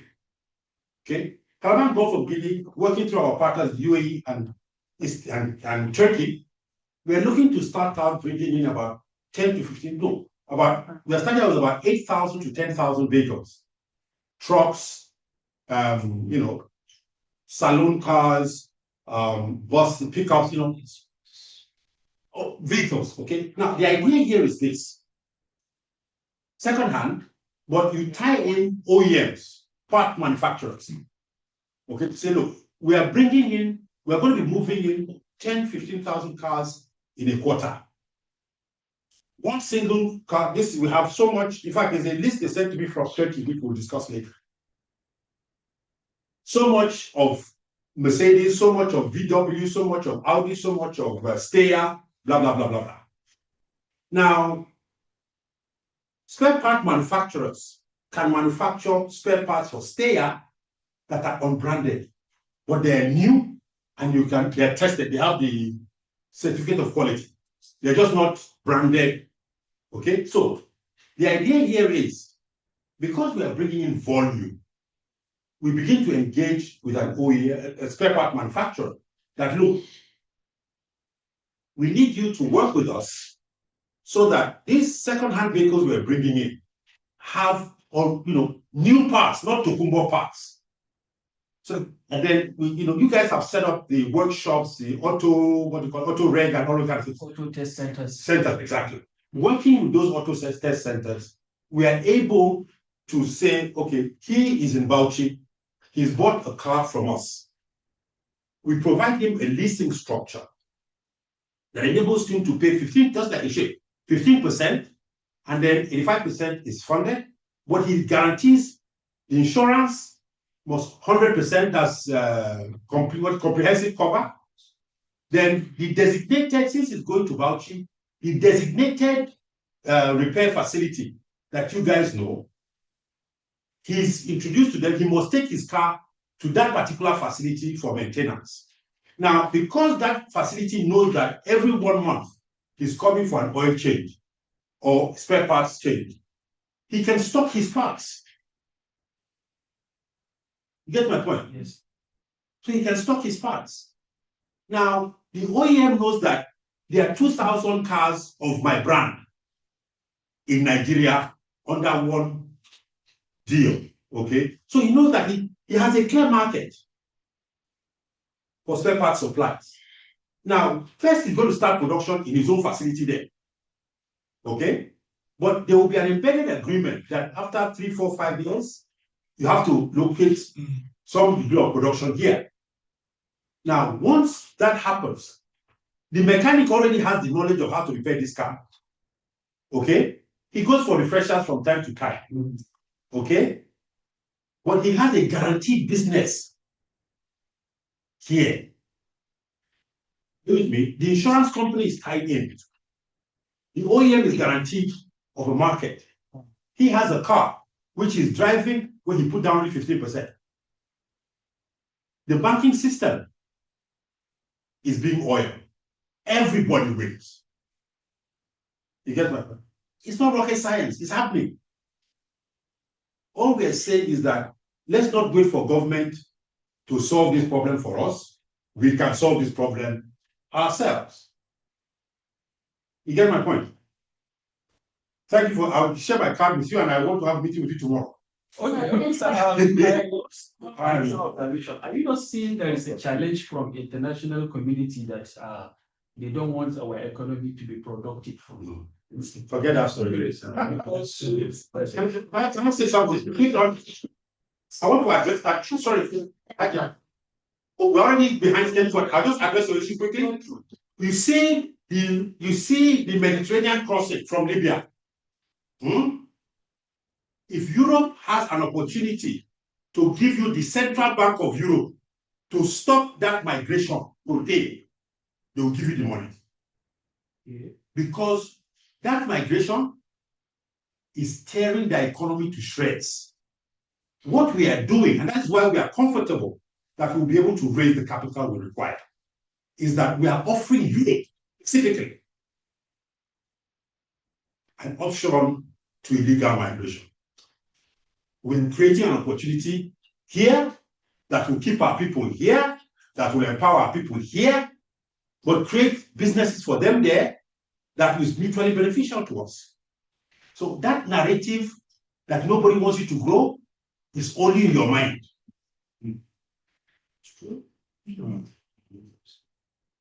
Europe is less than 5% of what we come.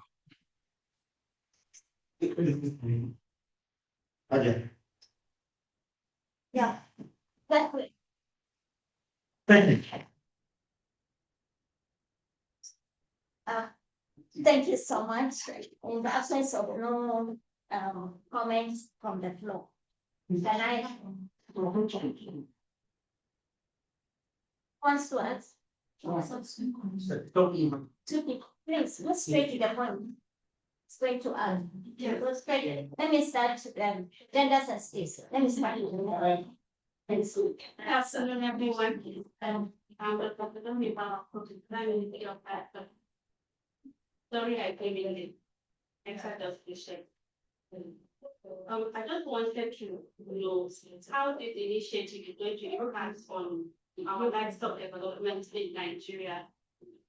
Because the ministry is at the forefront of speech, trying to see that our meat gets access into the international market.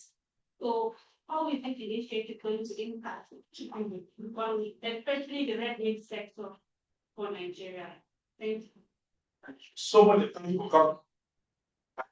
And the intention that these two people here, I'll call your permanent secretary and quarrel. And people were not here. Argentina, one of our partners, Luis, I hope you're there. He's there anywhere. Argentina is one of the largest producers of meat in the world.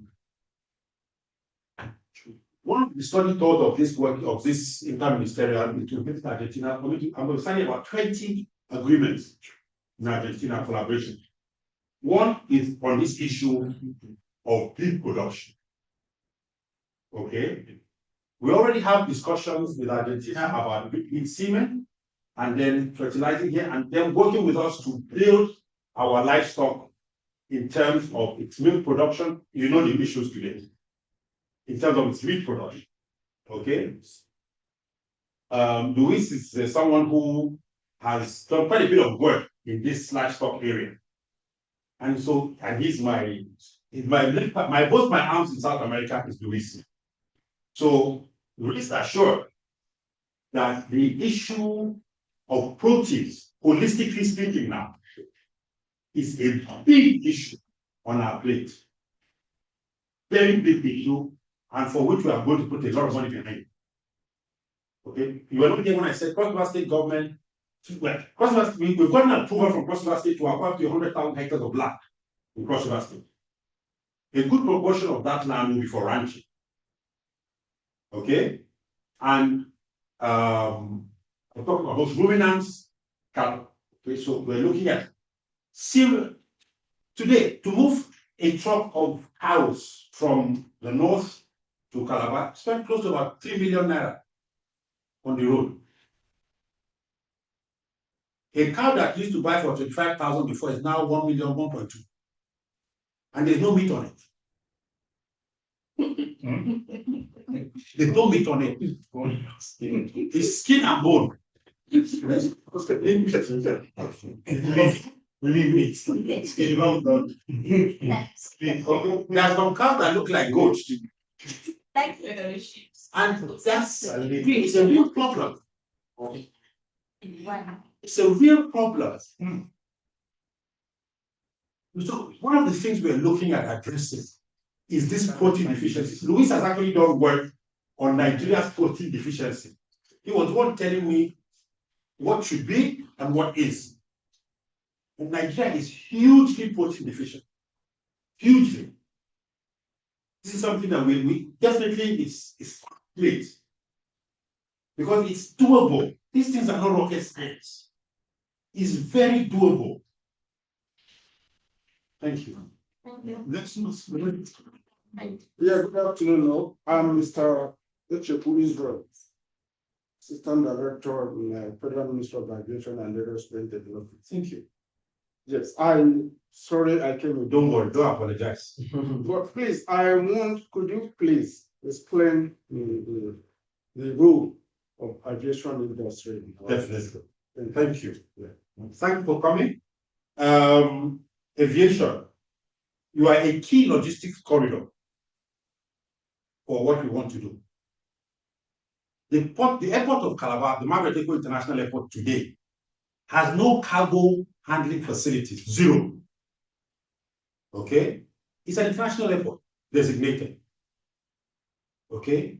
The Calabar and Gulf of Guinea, in discussions with AV Lease of Saudi Arabia, the airline leasing company of Saudi Arabia, is looking to bring in 4 cargo planes that will be manufactured out of China. Comac, it's called, is the C919. Okay? A friend of mine, Abdallah Mubarak, unfortunately, he's in hospital today, but he should have been on this call. He is an aviation expert based out of Jeddah, and he's actually had meetings on my behalf with Comac. Okay?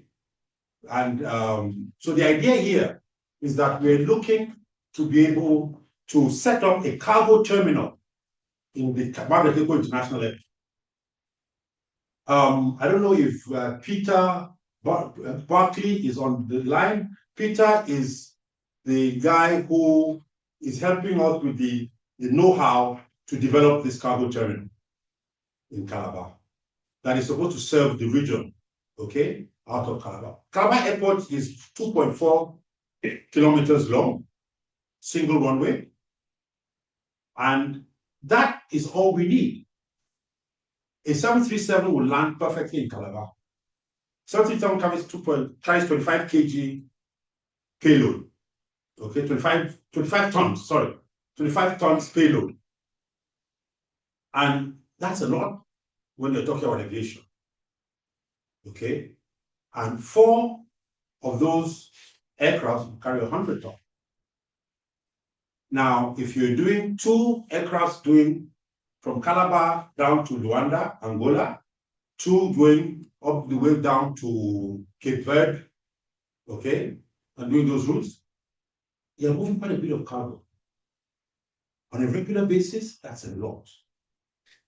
Now, the essence of why you're here is because in developing, your ministry was represented in the past by a gentleman who was in charge of PPP in your ministry. If I look in my phone, I will get his name.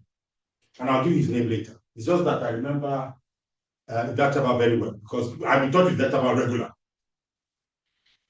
Now, so the idea here is that your ministry, we need to engage with your ministry to be able to structure the possible, and the ICRC, to structure the development of a cargo handling facility that embeds temperature controlled facilities, okay, in there, because we're looking at the possibilities of moving.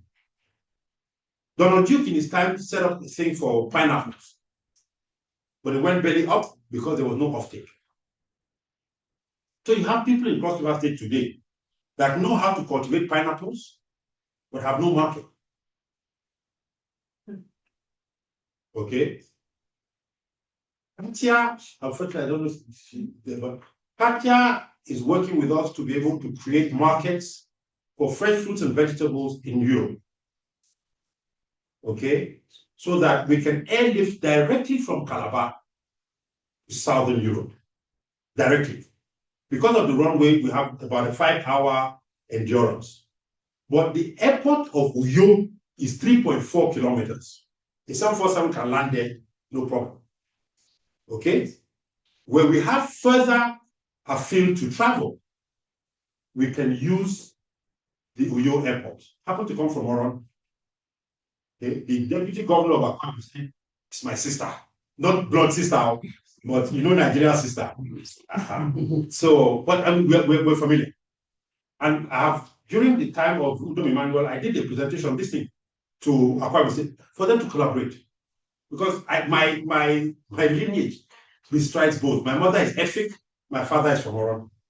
I grew up in Calabar, I went to Hope. So, you know, so we utilizing everything. Now we can use, we can develop, once we get the Calabar airport sorted, we can replicate what we're doing in Calabar in Uyo, okay, for the long haul travel. Okay, so that we're able to do short haul and long haul depending on what's needed. Okay, and working with Ministry of Works and sorting out the Calabar Uyo road. I've gone from Calabar to Uyo in 35 minutes because of Carnival. Okay, don't worry, that was me. Okay, I wanted to catch Carnival. I dropped off my family. 35 minutes. I was from Uyo Gate to Calabar Gate. I was there 35 minutes because the roads were good. Where? Where? Then. How to take you 8 hours? Take you 8 hours. Yeah. It will take you 8 hours today. Point to point. That's I'm done. So that's just it. Okay, so the idea here is collaboration and building it up. Okay, funding is not a challenge. Funding is not our challenge. Our challenge is the structure. Once we have the structure right, the funding will flow because the money is begging to come. Thank you. Thank you, my brother. Thank you, Daddy. Thank you. Thank you so much for the responses. You know, to response. At least we mentioned even earlier when the meeting is 9 o'clock, somebody is coming 12 o'clock. And this meeting is the permanent secretary that's supposed to preside over. It's just unfortunately that he's out of country for an official engagement with them. And none of the principals was around. The acting PS is also a director overseeing the ComSec office. He's also there for their training today. So that's why they asked me to stand for them. So please, next time, because we don't want when the meeting is almost in, then somebody will come in and start dragging back. If it's the permanent secretary, it's not helpful to keep our response on issues that we are supposed to finish. So we endeavor to be coming as the best time that we Thank you so much for that. I have so many questions to ask, but since me too, I don't want to be late. But that's why the minister is having a virtual meeting with the other countries. So I need to keep it, go back here and the rest. I need to run back to my office and prepare for that. I don't want her to start calling, where are you, you know that. So the issues I wanted to ask is, and I cannot, but in the course of the next meeting, I'm going to ask. No, I want like the meeting to benefit from it. That is, we're talking about that based on my experience in what multilateral and bilateral engagements, even in Geneva. Now we have issues, so many issues with regards to standards, anti-dumping issues, the lifetimes products, because you said we are taking to another country or whatever. So we need to be very, very careful also in terms of lifetimes product. Know what I mean by lifetimes? Most of us here are experts, we should know that. And then we need to also understand the issue of market access that we are having problem. For example, sometimes I think 2 years ago or yeah, there are so many complaints, not only on trade malpractices, but also on the issue of bringing drugs down to Nigeria from our neighboring LDCs here. It's not even the developing countries, but the LDCs, the least developed countries, if people will understand, from Benin especially, they are asking for one crop for 9 million Swiss francs. How much is Swiss francs? The franc of Swiss francs is much, much higher than the naira. So how much if somebody is charging me one crop with 9 million by the franc? Because I'm used to Swiss franc. And if you look at even the antidote, while I'm saying antidote, we need to be very careful. That's why the government needs to look at all these collaborations and forwards. The antidote is especially the street measures that will affect our fragile industries here in Nigeria. What are they?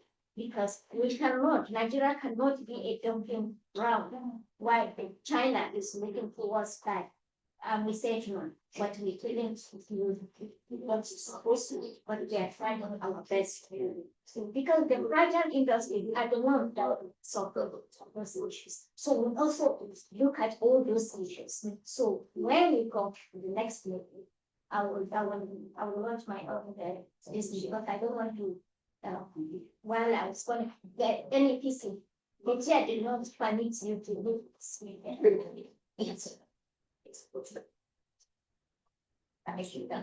So those were the issues. So to me, let me just summarize what the major benefits for Nigeria on these collaborations. So most of what I had to do, I don't want to go more because it's too different. So but I can see the co-benefits, maybe 1, 3 or 4. Yeah, there is benefits of economic diversification, job creation, and to strengthen the regional and continental ties. I think it's one of, based on my assessment on the presentations and what others were asking. I'm not the moderator, but I'm trying to just mention what I could. And then you mentioned of looking at the project. Because for me, for the ministry, looking at the project it is a legacy one for the generation of African entrepreneurs. What the SMEs and Mrs. Traders show. Then the other one is that the ministry.